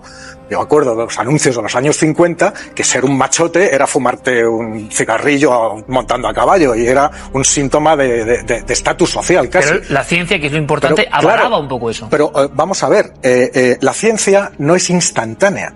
Es decir, hay miles de científicos en el mundo, muchos miles, están trabajando absolutamente en todos los campos. Entonces hay un periodo para cualquier tipo de sustancia, de cosa, hay un periodo de conocimiento y de adaptación y sobre todo de estudio de los efectos. Pero la ciencia funciona y al final siempre funciona, porque aquellas cosas que en su momento podían parecer que eran el milagro de los milagros, ¿dónde está el tabaco hoy? Que hay sitios que ni en la calle puedes fumarte un cigarrillo ya. Entonces, ¿de qué estamos hablando? ¿Y eso cómo se hace? Con estudios científicos de verdad, porque la ciencia hace eso, avanza. Es verdad que está impulsada muchas veces, iba a decir contaminada, y casi me quedo con ese término, por intereses comerciales del momento de empresas. Pero eso, al final, está sometido, y no por sino por el sistema oficial de revisión científica, a una infinidad continua de comprobaciones, de estudios epidemiológicos, de estudios paralelos, que van absolutamente en contra de los intereses comerciales de las empresas. Y me remito, quizá el del plomo en las gasolinas, el de, estos que hemos visto, el del tabaco es muy paradigmático. La industria tabaquera ha sido una de las más potentes durante las últimas décadas. Desde hace ya un par de décadas ha dejado de serlo. ¿Alguien se ha rasgado las vestiduras? No. Ha habido que demostrar todas esas cosas y ahora mismo se sabe que el tabaco es absolutamente nocivo. Y como eso, todas las demás cosas. Bien, voy a responder a los dos puntos que ha comentado José Manuel Nieves. Indudablemente actúas de buena fe. Lo que me asombra es que un periodista científico como tú esté tan escasamente informado. Porque primero, has mencionado el amianto. Y dices que ya está prohibido en todo el mundo. Te equivocas de plan. Me estaba refiriendo a los edificios. No, perdón, ¿me vas a permitir? A las construcciones. No, el amianto hay un montón de países donde no solo se sigue usando de forma intensiva, sino que se fabrica, se exporta, o sea, sigue siendo algo increíble. En concreto, en España, 3 décadas después de demostrarse que era mortal, se siguió usando. Por supuesto que existen científicos sinvergüenzas o amorales o que se venden, por supuesto que existen, pero yo te estoy hablando de que la ciencia, el sistema de revisión de la bondad o de la maldad de trabajos científicos es como la democracia, que no es un sistema perfecto, pero es el mejor de los que tenemos, porque al final esas cosas salen, se persiguen, se castigan, etcétera, etcétera, etcétera. Lo que tú estás diciendo estás haciendo buena la máxima de hay 500 buenos y uno malo igual a 501 malos. No. Hay 500 buenos y uno malo. No hay 501 malos, que es lo que tú estás diciendo. Y luego no tiene nada que ver los casos particulares, que los hay. Claro que los hay. Hay decenas, se me ocurren ahora mismo, me pasan por la cabeza, de casos de trabajos falsificados, de trabajos orientados con tal. Pero esos trabajos salen a la luz en el momento que se hacen esos trabajos, porque una de las normas... ¿El gran público tú crees que lo sabe, José? A ver, lo sabe quien lo tiene que saber y quien lo quiere saber, porque una de las grandes bondades del sistema es que cualquier cosa que publique un grupo de científicos en cualquiera de las 10.000 o más revistas que hay, para ser dado por bueno, ese trabajo tiene que ser reproducido por lo menos por otros 2 laboratorios independientes y tienen que llegar al mismo resultado. Y a lo mejor se tarda desde la primera publicación hasta la segunda o la tercera 1 año o más, o 2 años, porque es un trabajo intenso científico, pero eso sale, eso acaba saliendo y esos científicos autores del primer informe han acabado con su carrera, Enrique, para siempre, para siempre. Hay algo claro con respecto a lo que dice Nieves, y es que él dice que efectivamente hay unos pocos malos. Totalmente de acuerdo. ¿Cuál es el problema? Que por el hecho de que la investigación científica tiene que ser financiada en ocasiones a través de instituciones que están a su vez mediatizadas y presionadas por los lobbies de presión establecidos por las grandes corporaciones, pero a la mayoría inconscientemente persiguen unos objetivos, que son los objetivos que les permitan seguir siendo financiados. Ejemplo, en el caso del tabaco, ni un solo estudio científico privado va a obtener financiación si no demuestra que el tabaco no es malo. Pero hay un montón de estudios públicos que sí se hacen. Te he permitido, no te he interrumpido, Nieves. Pero te recuerdo que no te he interrumpido. Pero se puede, sigo. Para apostillar, Enrique. Sigo. O sea, por un lado eso. Por otro lado, los científicos inconscientemente en muchas ocasiones están doblemente ciegos. ¿Por qué? Porque por un lado persiguen su intención es obtener un tipo de resultados y por otro lado sabemos, muchísima gente, muchos científicos lo ven claramente, que hay el efecto experimentador en el cual la intención del experimentador inconscientemente influye sobre el experimento. O sea, yo creo realmente, Nieves, que tú estás hablando de que hay una minoría y has puesto el ejemplo de la democracia. Es la misma falacia que pone mucha gente. Hola. Vamos a ver, lo que hay en política ahora es partitocracia. No, partitocracia, es decir, la gente no puede elegir, como muchos quisiéramos, a sus representantes, sean blancos, negros, azules o colorados, porque son líderes a los que él quiere elegir representantes. Lo mismo ocurre en ciencia, que en ciencia no hay la doctrina de la inmaculada concepción del método científico que tú defiendes, es una falacia. Está contaminado. Si me dejas un minuto, sí, claro. Te voy a describir cómo funciona esa falacia. Imagínate que yo tengo un grupo de investigación de lo que sea, del tema, me da igual, una investigación. Entonces, quiero que esa investigación, para hacerse pública, para ser considerada y para ser tenida en cuenta, hay que publicarla en una revista científica, una revista especializada. Entonces, en la inmensa mayor parte de las revistas funciona un sistema que se llama de revisión por pares. Es decir, yo he hecho mi trabajo, mi investigación la envío a la revista del ramo que sea, da igual, de farmacia o de biología o de lo que sea, la envío a la revista que quiero publicar, la del ramo, ahí los editores la cogen, la envían a una serie de científicos que son referees o referentes en esos temas, le hacen las correcciones incluso metodológicas o de resultados, que tal, lo revisan, la corrigen, ese estudio, se lo devuelven al señor de la revista, el señor de la revista lo mira, se lo devuelve a los autores, que muy a menudo tienen que volver a dedicar meses enteros a rehacer partes de ese trabajo, porque el referente experto de esa revista X ha dicho que eso estaba mal. Mira, eso está bien explicado, porque muchas personas... Está bien, pero déjame que acabe. Es algo que yo sabía antes que tú Nieves, pero lo estoy explicando para la gente. Lo estoy explicando para la gente. Entonces, finalmente, el nuevo trabajo va a la revista y se le asigna una fecha de publicación. Después de haber sido publicada esa investigación, ya es pública. Otros muchísimos laboratorios que están trabajando en lo mismo lo ven y lo cogen y lo intentan hacer. No se refrenda ese hallazgo, descubrimiento, nueva sustancia y tal, hasta que por lo menos otros 2 laboratorios de otros lugares independientes del primero han conseguido replicar esos resultados. Ese es el sistema. Es verdad que tiene fallos, es verdad que ha sido burlado más de 1, más de 5, más de 10 veces, pero también es verdad, 10.000.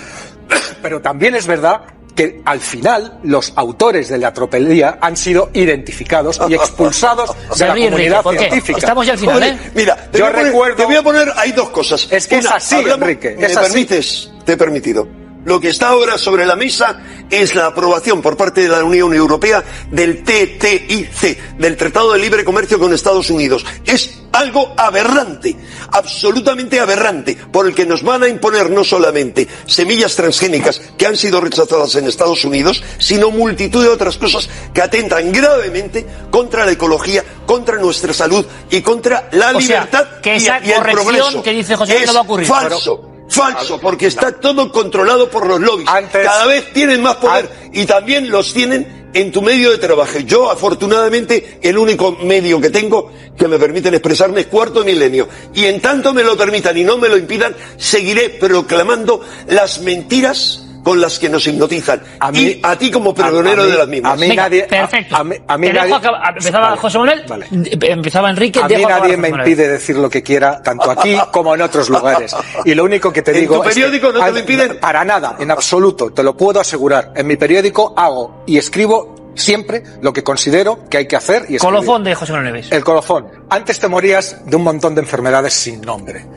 Tremendas. Le ha dado un mal, se ha muerto de no sé qué. Todo eso va avanzando, ya no te mueres de lo mismo. En el proceso de avanzar y curar y mejorar la calidad de vida, ahora mismo los españoles somos más altos, más listos, más guapos, más delgados. No es el españolito de los años 40 que medía 1,5 metros, era moreno y chaparro. Hemos evolucionado en todo por la alimentación, porque ha mejorado todo. Las técnicas agrícolas, los medicamentos, lo que ingerimos, lo que comemos, las ganaderías, todo, absolutamente todo. En ese proceso de mejora hay fallos, porque no somos perfectos. Y esos fallos, a medida que se van encontrando, sean intencionados o sean no intencionados, se van corrigiendo para que el balance sea, como es, positivo. Porque la ciencia funciona y es lo único que realmente funciona.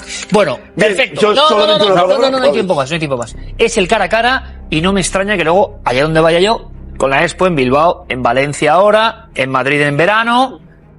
Todo el mundo me pregunta lo mismo, ¿eh? Estos debates, cada uno en su postura les insufla buena energía, yo creo, porque hay discusión, pero para que aprendamos todos. Espero que me invites en verano a visitarte en la Expo. Por supuesto, los dos, invitadísimos, por supuestísimo. Disfruto mucho.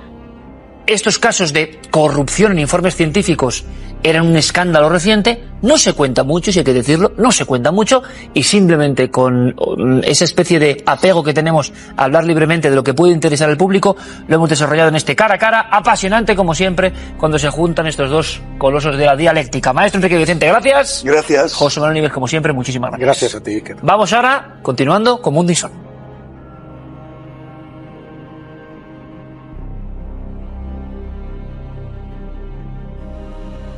Comenzamos Mundo Insólito en la localidad de Tarapoto, en Perú, donde en un colegio está ocurriendo algo que los médicos nos explican.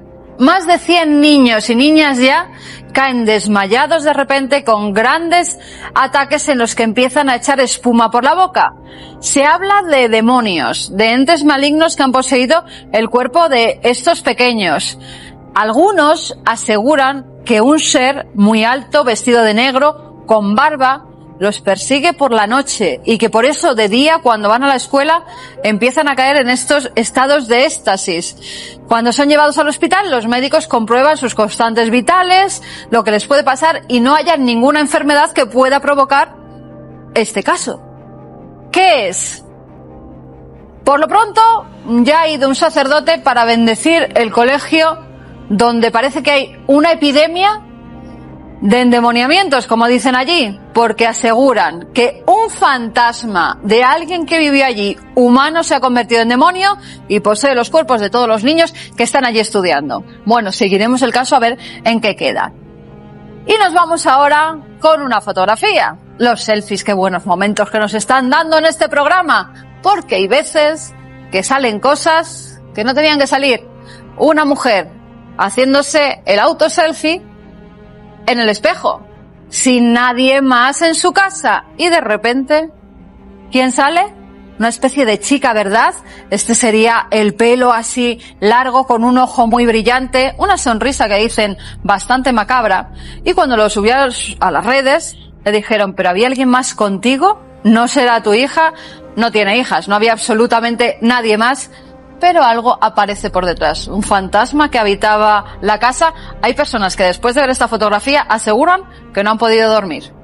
Y acabamos con un alien que ha caído del cielo. Esto ha ocurrido en Argentina, muy cerca de la localidad El Dorado. Ahí están señalando unas huellas que dicen que es de un pequeño ser muy extraño, como pegajoso, que se escondía detrás de un árbol y que cayó después de que vieran una gran luz que enfocaba precisamente este bosque.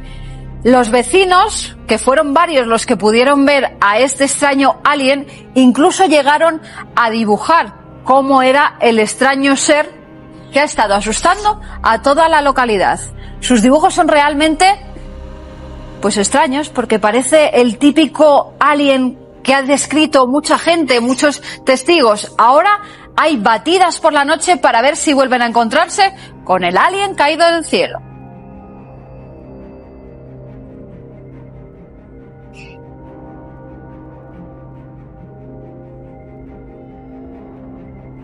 Enigma en Soria, al dar las campanadas un reloj que no funciona. Según videntes, decía la prensa, y estudiosos esotéricos, se trata de un mensaje paranormal. Hace 30 años, JJ Benítez, a raíz de este extraño suceso, publicó una de sus novelas más célebres, La rebelión de Lucifer, que vendió millones de ejemplares. 30 años. ¿Qué pasó con aquella campana? ¿Por qué se relacionaba con el número 6? ¿Por qué se habló de cierta maldición, campana maldita? Ustedes recordarán, hace un tiempo, si son seguidores de Cuarto Milenio, que Nacho Navarro, campanólogo, porque existe esa enseñanza, y además es precisa y casi científica y mística al mismo tiempo, nos contó la historia de la campana de Velilla, que tenía un sinfín de prodigios. Bueno, en esta ocasión nos lleva hasta ese pequeño pueblo de Soria, donde una campana hizo campanadas imposibles que tenían algo que ver. Pero es que además en la zona cercana, colindante, hay otras campanas mágicas, hijas sin duda de la España insólita. ¿Quieren conocerlas?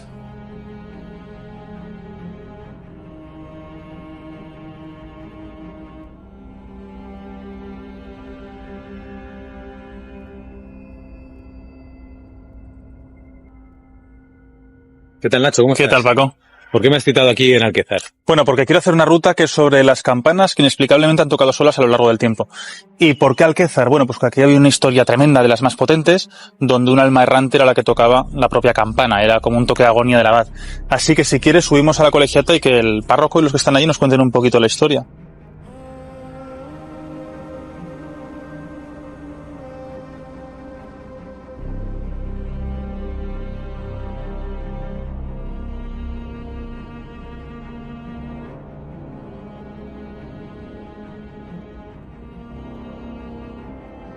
No, José María, hemos venido aquí a la colegiata de Alquezar porque queríamos conocer la historia de la campana. Esos son los siglos XIII, XIV. Debió de haber un abad que su vida pues no debió de responder muy bien a esa vida religiosa que tenía que llevar, y que cuando murió, pues a eso, al presentarse allá, ya en el más allá, ante San Pedro, pues claro, viendo cómo se había comportado, dice, no, tú aquí todavía no puedes entrar. Y que cuando esa alma se acercaba a la colegiata, bueno, pues tiempo él, un religioso, ¿no?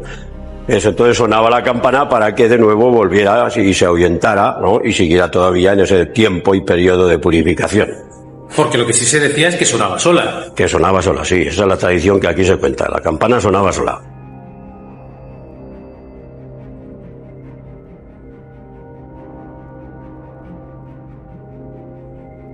Bueno, ahora ha sonado porque tocaba, pero esta es la campana que sonaba sola. Esta es la famosa campana de la agonía. ¿Qué es lo que ocurrió? Bueno, pues que el abad, como él no era digno de ir al cielo, él lo que hacía en su propio lecho de muerte, él subió a esta campana, él subió hasta el campanario a tocar su propio toque de agonía. O sea, su propia alma era la que tocaba la campana mientras él fallecía.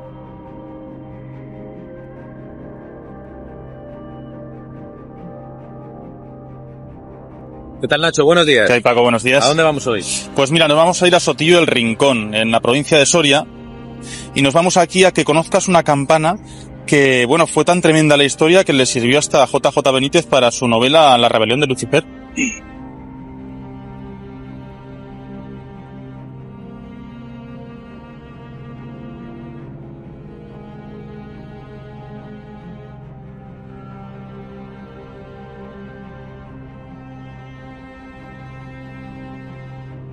Mira, Paco, ya estamos llegando al ayuntamiento y aquí es donde nos esperan para explicarnos lo que sucedió con esta campana de la muerte, esta campana que todo se relacionaba con el número 6 y con todo lo que tenía que ver con el diablo.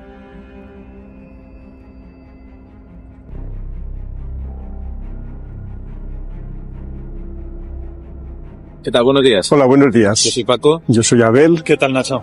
Yo, Abel. Pues veníamos a conocer la historia de la campana de Sotillo. Muy bien.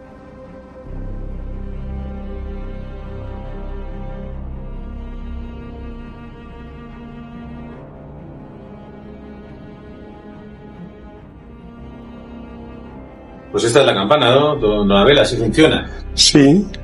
Y dicen aquí en Sotillo que esa campana sonó sola. El reloj llevaba unos cuantos días, medio mes o 20 días, lo llevaba parado, ¿no? Entonces las pesas estaban abajo, ese tema de pesas, y la madrugada, del 1 de abril al 2 de abril, pues se ve que dio unas campanadas, ¿no? Y el que las escuchó fue José María Gómez Argolla, que era entonces alcalde del pueblo, pensando que era algún gracioso, decía él, que habría venido a enredar o tal, pues se levantó de la cama, pasó al ayuntamiento y resulta que la puerta estaba cerrada, ¿no? Y al día siguiente, pues como era algo extraño lo que había sucedido, efectivamente, casi antes de decir que él había oído 66 campanadas que hacían en 2 grupos de 33, pues preguntó a algún convecino de aquí de la plaza del pueblo, oye, si habían oído campanadas esa noche. La que vivía en la Casa Azul, la tal Gloria, pues efectivamente también las había oído, ¿no? Y luego el marido de Gloria, Ignacio, pues falleció el 6 de junio de ese mismo año, ¿no?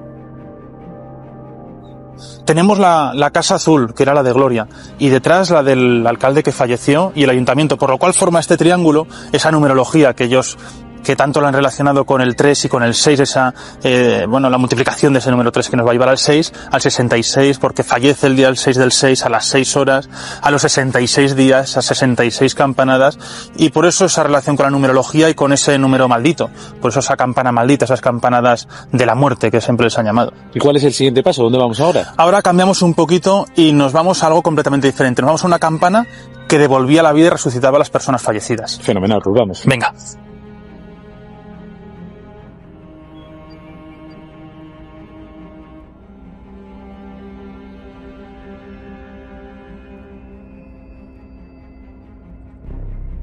Estamos ya en Villarroya de la Sierra, así que vamos a buscar a Juan, que es el párroco, y que nos explique un poquito lo que ocurre aquí con la campana y que nos deje las llaves del santuario para ver esa campana que tocó solo durante tantas ocasiones.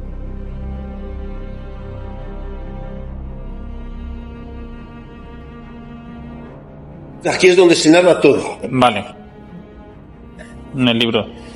La página 98. Tomando a la niña, la llevan a sus padres, los cuales quedan consternados. Padre y madre lloran sin consuelo, pidiendo a la Virgen de la Sierra por su hija, a quien la madre propone llevársela y ponerla a sus pies. Estando en estos ruegos, resucita la niña, con gran admiración y alegría de todos. Simultáneamente a estos hechos, en la Virgen de la Sierra, Martín López y Juan de Híjar, que están orando en la iglesia, oyen sonar una campanilla, sin que nadie la toque.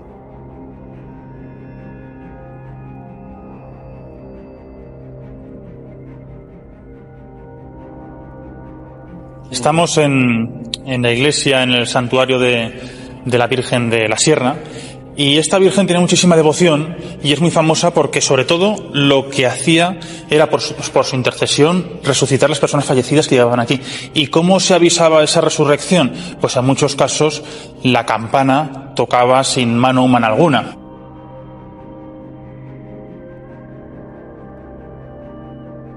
Paco, las personas podrán creer que una campana toca o no toca sola, pero son tantísimas las noticias, tantísimas las actas notariales que hay, tantísima la documentación recogida, que a la gente de la antigüedad o la actualidad no les puedes decir que se han inventado estas historias.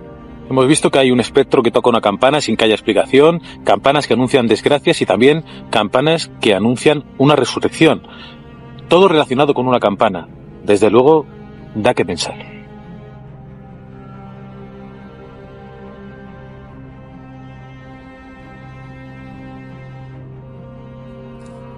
Una extraña piedra que quizá alguno de ustedes ya conozca, porque proviene de un lugar que también tendría que ver con la España mágica, más bien España quizá encantada. El orfanato, uno de los temas que más eco ha tenido en los últimos tiempos, sobre todo por ciertas experiencias de uno de nuestros investigadores y sobre todo invitados, colaboradores de cabecera, realmente, como es el doctor Gaona. Doctor, bienvenido, buenas noches. ¿Qué tal? Buenas noches, Iker. ¿Has averiguado? Bueno, ahora me cuentas que has averiguado Bien. sobre esta piedra, que parece que lo que luego generó para muchos, ha habido un impacto tremendo de esta historia que tú viviste, ciertos fenómenos, si hay relación, en tu propia casa. Carlos Lago, compañero, buenas noches. Buenas noches, Iker. Carlos vivió ciertas experiencias, grabó ciertas cosas y era tan impactante el doctor Gaona y el testimonio de las dos chicas que vinieron que dijimos, seguiremos tirando del hilo. Vamos a hacerlo, porque merece la pena. Pero es posible, compañeros, que algunos espectadores no estén habituados o se perdiesen ese programa. ¿Qué pasó? Bueno, de resumirlo habría que hacerlo con unos instantes concretos, donde el doctor, dijimos, vivió una pesadilla. Bueno, pesadilla por capítulos, desde luego historia inquietante, que gráficamente era tremendo, imposible apartar la mirada. Así ocurrió, y así quizá vuelva a ocurrir esta noche.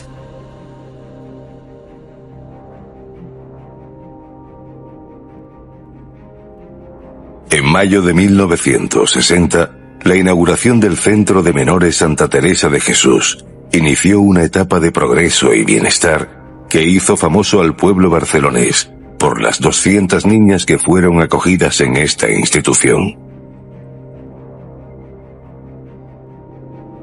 Sin embargo, el terror y el secretismo abundaron desde la fundación de este orfelinato. Siento rabia, siento ira, siento miedo todavía. Si eras un poco rebelde, pues hostias, pero vamos. Ya no eran bofetadas lo que te daban, eran palizas, verdaderas palizas. Había mucha tristeza en este colegio y las niñas que estábamos aquí no teníamos alegría.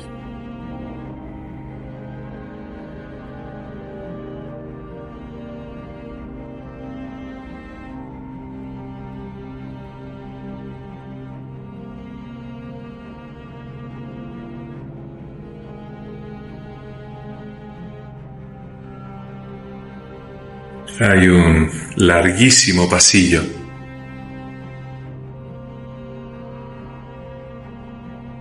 ¿Quién va ahí? Yo.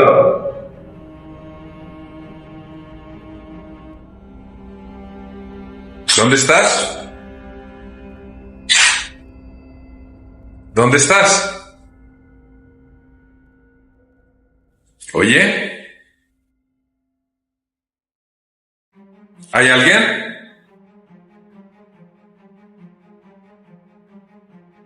No sé si ha quedado grabado. Supuestamente estaba solo. He escuchado un ruido. Cuando he preguntado...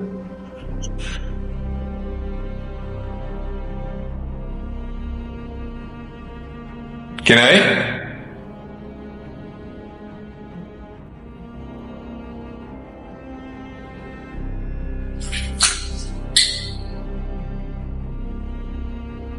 Cuando he preguntado quién había, yo creo que tiene que haber quedado hasta grabado, ¿no? Se ha escuchado yo. El doctor Gaona, en su domicilio después, vivió una serie de hechos, una peana de cristal que sostenía un televisor estallaba en 1000 pedazos y desde luego se hizo viral la propia existencia de la pieza, porque aquí caemos tú y yo en que era cristal abigarrado el que había estallado después de escucharse una carcajada en el umbral de la puerta de tu propio dormitorio y que precisamente era cristal lo que te llevaste de ese orfelinato. Así es, la verdad que, bueno, siempre con cierto espíritu científico intento atribuirlo a una serie de casualidades. Eso también es cierto, ¿no? No es menos extraño que justamente cuando entras en la habitación estalla a su vez el televisor. Se podría haber a lo mejor caído algo quizá y también lo hubiésemos atribuido a ese efecto. Pero la verdad que es algo, fue llamativo, ¿no? Además, por segunda vez vuelven a ocurrir cosas en casa después de aquella otra historia del Teatro Cervantes de Almería, ¿no? De hecho, en las redes sociales, la verdad, todo el mundo me ha recomendado que tire el cristal. Estoy pensando a ver cómo deshacerme de él o si vuelve a hacer alguna trastada. Esa es la pura ¿No has verdad. logrado descubrir procedencia de la piedra, tipo de escultura, ¿Qué función tenía allí en este lugar abandonado? La verdad que parece una especie de desecho, de una fundición, a lo mejor de una fundición de cristal o algo así. Ahora, ¿qué hacía en un orfanato una pieza de cristal de este calibre, además pesada, ¿no? La verdad que no tengo ni idea cómo llegó. Seguro que tengo una explicación curiosa. Doctor, me han preguntado muchas personas, ¿cómo interpretas unas semanas después lo sucedido? ¿Has llegado a algún tipo de conclusión? Una casualidad, en primer lugar. Una explicación. Nuestro cerebro siempre intenta buscar vínculos entre aquellos acontecimientos para hacer una historia comprensible en nuestra cabeza. Hubiese estallado el televisor, hubiese caído algo, hubiese escuchado algo, una alucinación quizá, lo que escuché. El televisor se rompió de verdad y está la voz de documentado. Yo se escuchó. Se escuchó, pero bueno, eso es algo subjetivo. Podría haber sido también... la del yo. Por supuesto, ya. En su momento he de decir, a propósito, que creí que había sido mi imaginación. Luego, evidentemente, ha quedado registrado, ¿no?, en los aparatos, en las videocámaras. Pero en su momento me fui de ahí pensando, bueno, eso ha sido alguna voz que he interpretado y tal y cual. La última posibilidad es la que en otras ocasiones he contado, que Michael Persing, el profesor de la Laurentian University, siempre dice, y es que cuando entramos en sitios donde existen componentes emocionales, esos espacios electromagnéticos han quedado impregnados de alguna manera, y que personas que son en ocasiones más sensibles que otras son capaces de retomar o sentir qué es lo que... Lo que pasa, doctor, que eso, Carlos, que vivimos no era una psicofonía. ¿Quién va ahí? Era una voz audible, en todo caso, una voz directa, como dicen. No se grabó solo en el aparato, sino que estaba ahí. Y todos pudimos escucharla en tiempo real, que es lo difícil. Lo que no sabíamos, o bueno, sabíamos, pero no habíamos desarrollado por la importancia y el impacto del vivido por el doctor Gaona, es que paralelamente había tenido otra experiencia de grabación psicofónica, que luego al revisarla quizá pueda haber algún tipo de conexión, pero era bastante curiosa, ¿no? José Miguel estaba recorriendo los pasillos del orfelinato y, bueno, pues me prepararon en un sitio muy especial, que es esa ermita, ¿no?, esa iglesia con un mural con representaciones de monjas, ¿no?, de la congregación de Santa Teresa de Jesús. Y lo curioso es que ahí me quedé durante una hora con el casco de Dios puesto, siempre controlado por el doctor. Y yo tuve la sensación de una pérdida de tiempo, de noción, ¿no?, de la sensación. Yo tuve la sensación de estar muchísimo menos tiempo allí metido. Y también, por supuesto... Cuando llegamos, justamente, lo que Carlos estaba muy sorprendido es que había estado una hora o más. Y dice, pero bueno, ¿ya ha pasado una hora? ¿Qué pensabas? ¿Qué ha pasado? Que había estado muchísimo menos tiempo. La sensación fue estar como 30 minutos y fue una hora la experiencia. Doctor? Sí. Realmente, en todos los fenómenos de deprivación sensorial, porque he de añadir que aparte que no había luz natural, ni tampoco pusimos luz artificial ni nada, Carlos también le aplicamos un antifaz, no le tapamos los oídos, también lo podíamos haber hecho, ¿no? Pero en la deprivación sensorial la temporalidad inmediatamente se ve afectada. Es muy interesante desde el punto de vista psiquiátrico observar cómo cualquier persona, cuando se ve inmersa, cuando se ve deprivada sensorialmente, comienza muchas veces a tener experiencias que son propias de los estados alterados de consciencia. Y luego eso, la sensación continua, de hecho, vamos, el audio lo habrá recogido, de pasos ahí al fondo.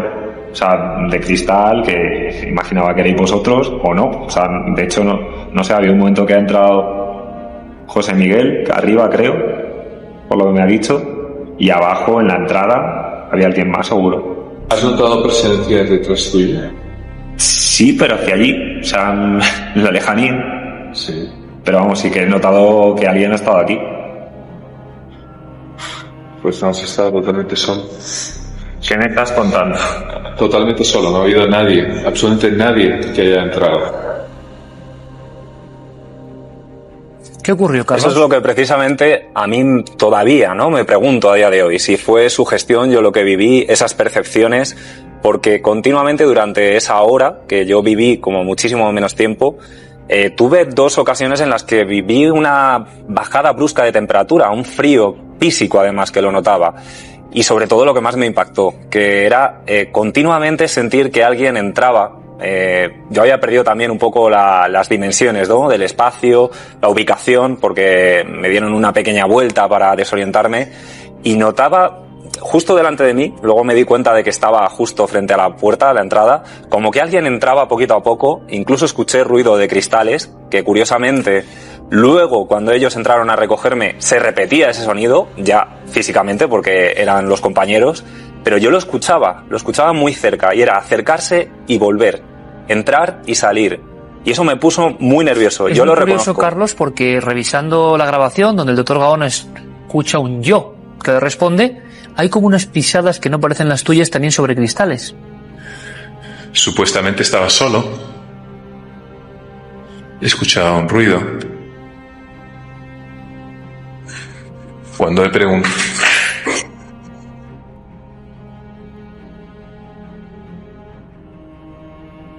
¿Quién hay? Alguien puede pensar, ¿podría haber una persona oculta en ese momento diciéndole yo al doctor Gaona? También deberíamos aclarar eso, ¿no? ¿Creéis que podría haber una persona oculta diciéndole yo por algún motivo al doctor Gaona? Porque si hay alguien que se esconde, lo lógico es no decir yo, digo yo, vamos, no sé. Sí, bueno, en principio inicié el trayecto, por ejemplo, desde ese largo pasillo por un extremo del edificio y bueno, obviamente no vamos a poner el vídeo completo, pero iba justamente a las habitaciones a ambos lados, iba con esa iluminación viendo a diestro y siniestro y aparentemente no había absolutamente nadie. No solamente eso, sino que también al llegar al extremo del pasillo luego no se reprodujo nuevamente la voz, volví sobre los pasos, subí a otro piso, etcétera.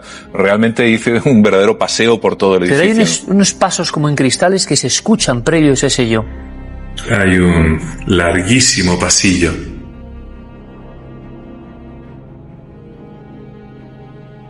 ¿Quién va ahí?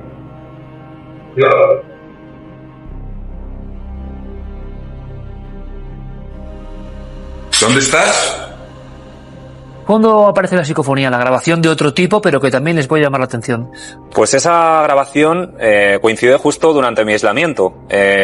José Miguel colocó el Celeron, colocó otros aparatos de medición también, y a mí se me ocurrió en ese instante también llevarme el ordenador, el portátil, colocar un micrófono profesional, y fue justamente en esos momentos, en esa hora de aislamiento total, en la que pues, a mí me sorprendió mucho cuando lo recibí. Se escuchan varias voces que son ininteligibles, pero hay una en concreto que parece decir una frase que encaja además un poco con lo que estábamos haciendo, como que nos estaba echando del lugar. ¿Qué diría esa frase? Vete de aquí. Vete de aquí.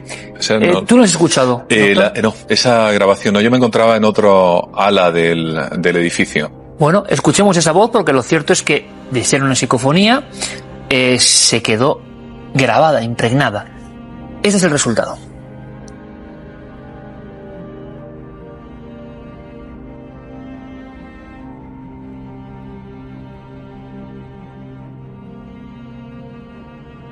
Lo que está claro es que es una voz clarísima, o sea, no es una de esas que va como enhebrada en el propio viento, arrastrándose. Es un sonido que parece estar muy cerca del aparato emisor, mientras Carlos está en esa experiencia. Un apunte que no me había dado cuenta hasta ahora, ahora se escucha mucho mejor. Se escucha previamente una especie de interferencia que eran los ruidos que emitía alguno de los aparatos relacionados con lo que yo tenía colocado por parte del doctor Gaona. Por lo cual está justo esa voz inmediatamente después de ese ruido. No es tu voz, no es la voz del doctor, no se parece a ninguna voz. Tú detectaste una sensación de presencia personalmente y se grabó ese yo, que es como absurdo hasta para alguien físico dar la voz de alarma si es alguien que está oculto ahí. Y luego Carlos, en la otra experiencia, registra una de las psicofonías potentes que, bueno, queríamos seguir tirando del hilo. Hay un último episodio muy interesante, y es que se contaron cosas, evidentemente teorías para todos los gustos, personas que sí que se sintieron muy bien cuidadas en ese colegio, en ese orfanato, otras que no, otras que superaban en su testimonio en cuanto a horror, siempre según su opinión, lo que aquí se contó. Pero esto es muy interesante. En muchos casos nuevos se abrió la lata, la caja de Pandora, de apariciones, como contaban las dos testigos que vienen aquí. Y yo quiero remarcar sobre todo eso, que desde aquí, desde el programa, siempre hemos dicho que por supuesto hubo épocas de felicidad, de buen cuidado, pero estas 4 mujeres que salieron hablando en el reportaje no vivieron eso. Y no son las únicas, porque hemos ido recogiendo multitud de frases con castigos del estilo que ellas vivieron, y añadiendo también, además, aquí yo creo que es lo importante, no lo hemos recibido nosotros, sino son ellas las destinatarias de esos mensajes de otras compañeras que son testigos de apariciones de monjas y, atención, de llantos de bebé, que es otro elemento que podemos añadir a todas estas visiones. Personas que estaban allí, que lo han confirmado, que lo vivieron también y que podían tener esa confianza porque sabían que había testigos que lo decían libremente. Y añadida también una tercera experiencia, que Isabel, una de nuestras testigos que estuvo aquí, tuvo un momento de, no sé si llamarlo de vivencia, ¿no?, extraña. Además, José Miguel pudo estar hablando con ella largo y tendido, haciendo una especie de test de su gestionabilidad, además. Y ella hay un momento en el que se altera y se echa como para adelante. Que dio normal el test, no era especialmente sugestionable, perdón. No, precisamente va enlazado porque ella se echó para adelante y se quejó. Dijo, ¡ay, me han empujado! Nos quedamos como mirándola, que la podía haber ocurrido si se había tropezado, y dijo que no, que alguien la había arañado y la había empujado. Y hay unas imágenes que se grabaron posteriormente en las que ellas nos muestra la pierna precisamente, y sí que tiene una especie de pequeña herida, y estábamos presentes. En ningún momento se cayó Isabel. Sin embargo, ella tenía esas marcas y enlazado con esa vivencia, ¿no? Bueno, empezó la investigación, contamos la parte del doctor Gaona. Por fortuna, el doctor Gaona en su domicilio, que sepamos, no ha ocurrido nada extraño, ¿no? Tranquilidad de momento. Por ahora sí. Veremos qué hacemos con el cristal. Me gustaría que nuestros telespectadores que te den ideas. nos den ideas no estaría mal, en las redes sociales cómo debe acabar este cristal. Prometo seguir la que mayores votos tenga y además lo grabaré y lo pondremos para que lo vean. Nave del Misterio en Facebook y en Twitter, ya lo saben. El doctor Gaona, ¿qué puede hacer con esta piedra que desde luego le trajo alguna que otra sorpresa negativa? Y nosotros seguiremos tirando del hilo, seguirán llegando seguramente nuevos testimonios, pero pocas veces un rosario tan amplio de cosas grabadas y vividas por nuestros compañeros. Gracias a los dos, doctor Carlos. Muchas gracias. Hasta la próxima. Buenas noches. Vamos a darnos una vuelta por la red.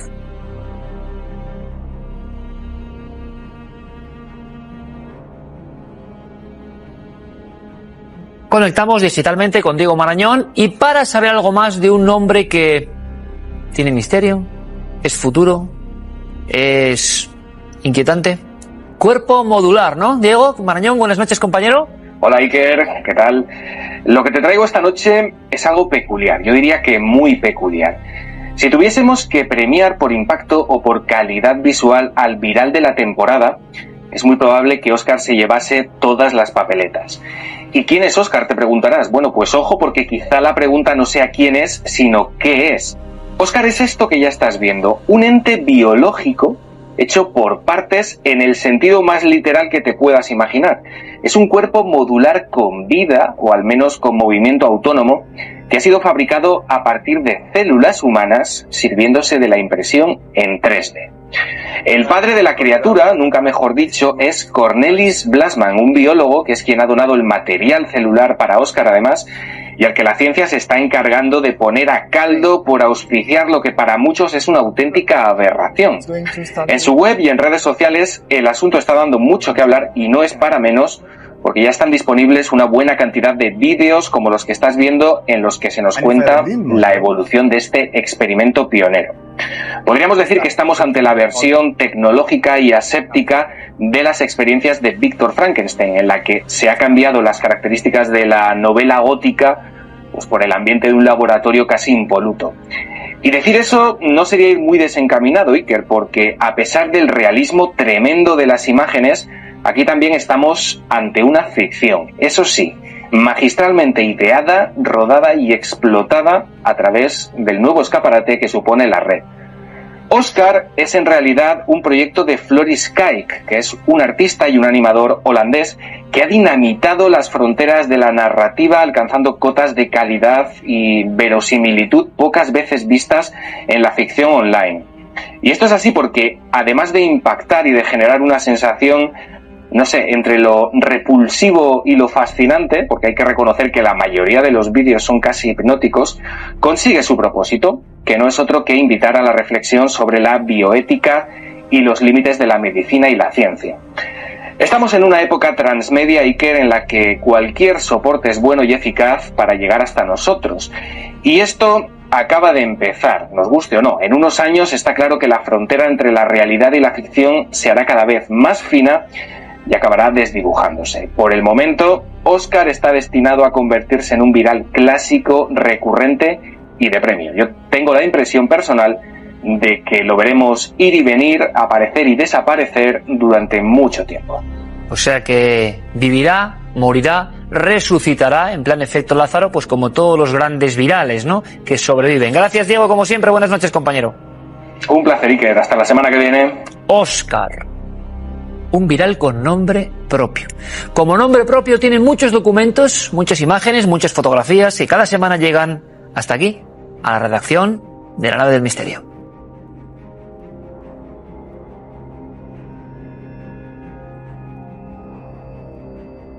Comenzamos las imágenes de los espectadores en una playa. Nos enviaba la fotografía Mar. Y es la playa de Koh Phangan, en Tailandia. Nos dice que hace un año aproximadamente un amigo le hizo una fotografía y que desde entonces se han preguntado qué es lo que puede haber aquí atrás, ¿no? Como una especie de sombra, que por supuesto no es la suya, porque si lo vemos, la sombra suya está aquí en el suelo. Con lo cual, esto que parece ascender, ¿qué puede ser?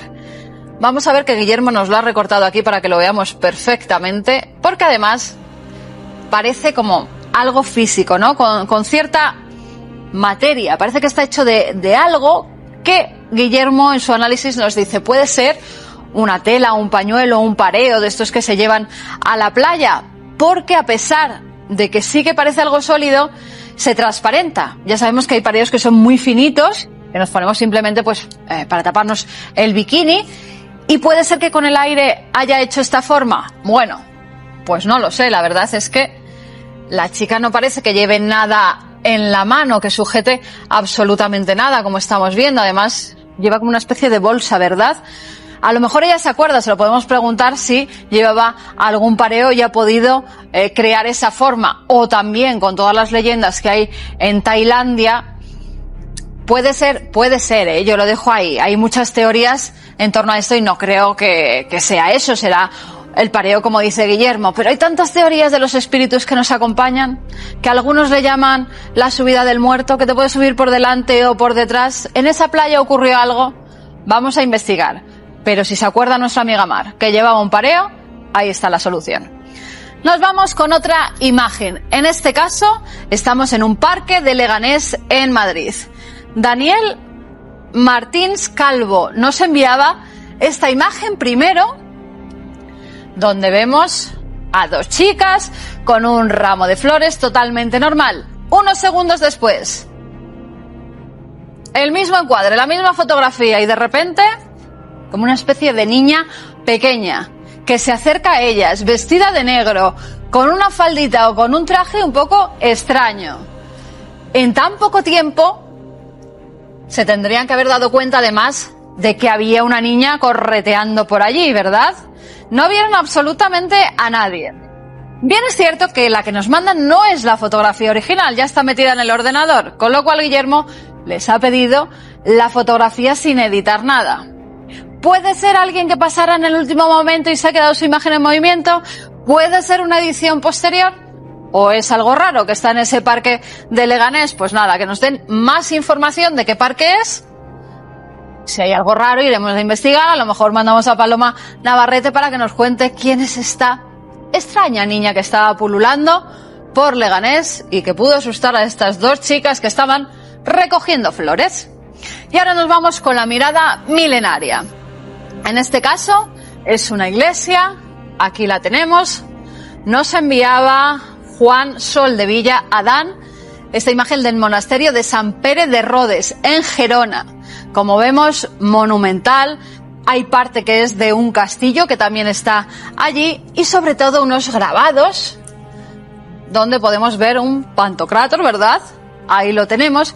Y las historias, las leyendas que nos cuentan. Nos dice, las leyendas forman parte de la recreación de numerosos monasterios. Aquí en el programa hemos contado muchísimas de ellas.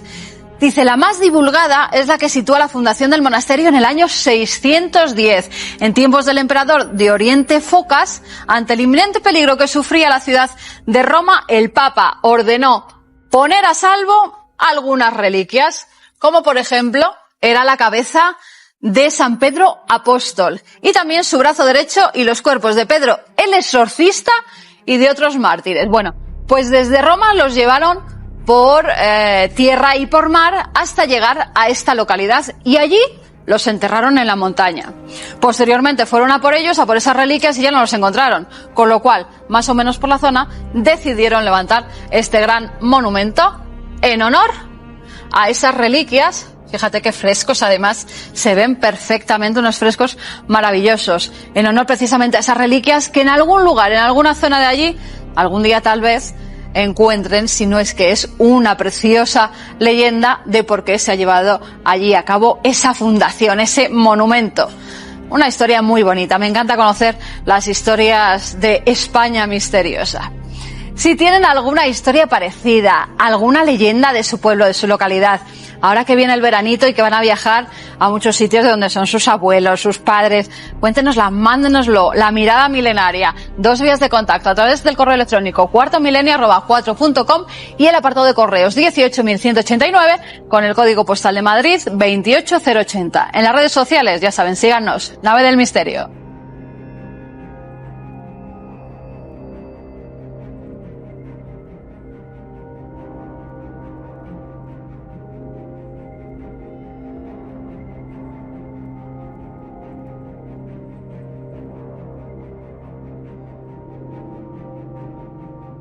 Como ustedes saben, si siguen el programa, el coronel Baños, una autoridad mundial en la materia de la investigación del terrorismo, estuvo aquí con nosotros en su primera intervención, que espero que no sea la última desde luego, hablándonos de falsa bandera. Bien, es curioso porque dejó caer ahí una serie de cosas que a mí, en tiempo real, me dejaron muy sorprendido y un poco helado. Y se pudo notar, quizá. Ocurre que hay temas que todavía son demasiado recientes y demasiado dolorosos como para que se empiecen a ver con el prisma de la conspiración. Pero está clarísimo que toda la actualidad, todo lo que ocurre habitualmente, tiene ese doble prisma. Esos temas de nuestro compañero Santiago Camacho, pero que al final también son los temas de Enrique de Vicente, de Jaime Garrido y de tantos y tantos amigos que pasan por estas mesas, dando un tinte diferente. Antes sería cosa de locos, antes sería cosa de marginales, antes sería cosa de poco menos parias del sistema, a los que pocos hacían caso. Pero está clarísimo que a partir del 2001 algo cambió en la mente colectiva y primero en Estados Unidos y luego por ola lógica se fue expandiendo. Empieza a haber ese recelo de cualquier información de los poderes fácticos. A mí esto me parece muy interesante y he comentado muchas veces que el abuso de eso en ocasiones nos lleva a territorios inexplorados, a territorios donde el delirio, la locura, la exageración sin ningún tipo de prueba también campan a sus anchas. Llega Internet además con esa fuerza, precisamente sobre todo a raíz del cambio de siglo, y casi nadie se fía de nada. Pero es cierto que hay temas muy concretos que luego los grandes expertos nos cuentan que tienen grandes visos de realidad. Y nada hay entre la conspiración, lo oficial, lo secreto. Cuando le pregunté al coronel Baños por el 11M, él contestó clarísimamente que no había una teoría intelectual. Eso generó en las redes todo tipo de conversaciones. Y muchas veces, como pasa en ese mundo virtual donde todo el mundo opine, me parece bien, siempre me acusan a mí personalmente de dar, digámoslo así, aval a algo que se ha dicho en el programa, que no tiene por qué ser así, o sí puede ser así. No siempre, me imagino, ¿no?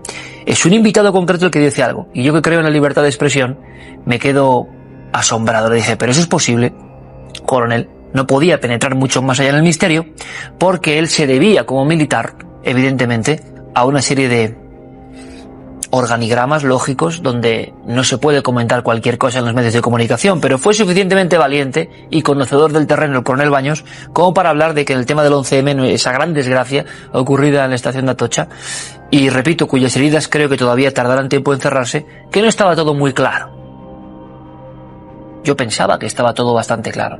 Yo, como periodista, creía que estaba todo bastante bien resuelto. Y empecé a recopilar y a recapacitar en torno a este tema absolutamente tabú. Me acordé de la presencia de uno de los primeros libros, es muy curioso, que salieron después del 11M.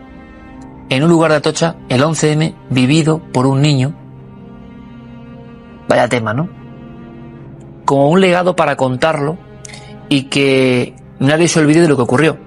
Recientemente, y ustedes lo recordarán, había una noticia sobre esa especie de recordatorio un poco raro que tenemos en Atocha en Madrid, que estaba poco menos que desvencijado y cayéndose, significaba muy bien cómo se habían olvidado muchas claves y cómo desde luego la noticia, la actualidad es tan permanente que hace que grandes temas queden ahí con sus secretos sin resolver. Hace apenas 10 días falleció Fernando Múgica, que era un reportero de investigación, diferentes periódicos importantísimos. Empezó en la Gaceta del Norte, era compañero de pupitre del tantas veces mencionado aquí JJ Benítez, el gran investigador del tema OVNI. Acompañó a Benítez por el mundo y a muchos de sus reportajes sobre los testigos de los no identificados. Y este Fernando Múgica, todo el mundo que le conoció bien, habló de él como un auténtico reportero de raza. Había tocado todo tipo de temas, era políticamente incorrecto y era un gran fotógrafo. Nos dejó hace poco, pero curiosamente, antes de morir, dijo algo sorprendente. Dijo que la investigación del 11M, poco menos que le había traído un infierno de saber algunas verdades. Y es curioso, un hombre tan respetado de pronto se convirtió en enemigo de muchos que, como no contaba lo que querían que contase, era poco menos que lapidado. Se había convertido de prestigioso investigador periodístico, fotógrafo de primer nivel, un gentleman, ¿no?, a todos los niveles, en alguien que no había ido por la vertiente mayoritaria. Fernando Múgica era de los que pensaba, como el coronel Baños, que no había una autoría clara y, sobre todo, y esto es lo sorprendente, y yo no sé del tema, tendré que releerme todo, me imagino, que había habido una especie de gran conspiración y que nada era como nos contaban. Yo, al saber de algunos de los trabajos de Múgica, tan célebres como A tumba abierta, sobre su investigación sobre el 11M, que no tuvo mucha difusión, hay algún otro investigador hoy que sigue manteniendo que todo fue una especie de cortina de humo, y luego cada uno, imagino, que se enfrenta, intercambia posturas, pero tenían claro los investigadores, algunos concretos periodistas, que no fue como nos contaron. Y uno dice, puede que dentro de 50 años nos enteremos de algo más y ahora es imposible. A mí lo que me sorprendió es cómo muchos amigos de Múgica, muchos de su élite periodística, lo despreciaron de inmediato en cuanto tomó ese camino. Y yo me imagino que Múgica no tomaba ese camino por cualquier cosa, sino porque él tenía sus sospechas. ¿Nos encontraríamos ante un caso terrible de falsa bandera en nuestro propio país? ¿Y por qué? ¿Para qué? ¿Con qué función? Bueno, hasta el fin de sus días, el gran Fernando Múgica, el gran reportero, el amigo de JJ Benítez y que luego fue uno de los fundadores, por ejemplo, del Mundo, estuvo convencido de que había algo más. Pero algo tan raro que todavía ni siquiera se explicaba en las teorías convencionales de la conspiración. Y él hablaba de las cloacas interestatales o de los mundos que ni siquiera podemos controlar y que tejen y manejan en ocasiones la realidad. ¿Será posible? Con tanta muerte y tanta destrucción y tantas reacciones. Yo me acordé de periodistas aquí nombrados como Faber-Kaiser y otros que fueron los Fernando Múgica, pero de hace 30 años, que empezaron a denunciar temas tremendos, ¿no?, que no les convencían, grandes intoxicaciones en España, historias tremendas con grupos diferentes, en fin, una especie de espejo extraño que ellos no les convencían, y se quedaron solos. Múgica y algún otro se han quedado absolutamente solos en ese camino. Quizá porque no tienen razón y se han obcecado. A lo mejor porque sí la tienen, y esa verdad es muy peligrosa. Fernando Múgica, bastante joven todavía, nos acaba de dejar. Y con él el legado de un periodista valiente. Yo creo que el mejor homenaje que podemos hacer no es hacer como muchos compañeros que en los obituarios volvían a loarle y a decir que era el gentleman, aspecto inmejorable, talante increíble, fundador de periódicos, fotoperiodista de los pioneros. Cuando leí algunas firmas de los que decían eso, eran las mismas que hace 10 años, cuando Múgica empezó a investigar el 11M, le despreciaron, le escupieron verbalmente y lo convirtieron en uno de esos parias. Parias que a veces tienen la razón. El mejor homenaje es no olvidar a esos periodistas disidentes que fueron por un camino absolutamente en solitario. A lo mejor porque tenían parte de la verdad. Hasta dentro de 7 días, amigos.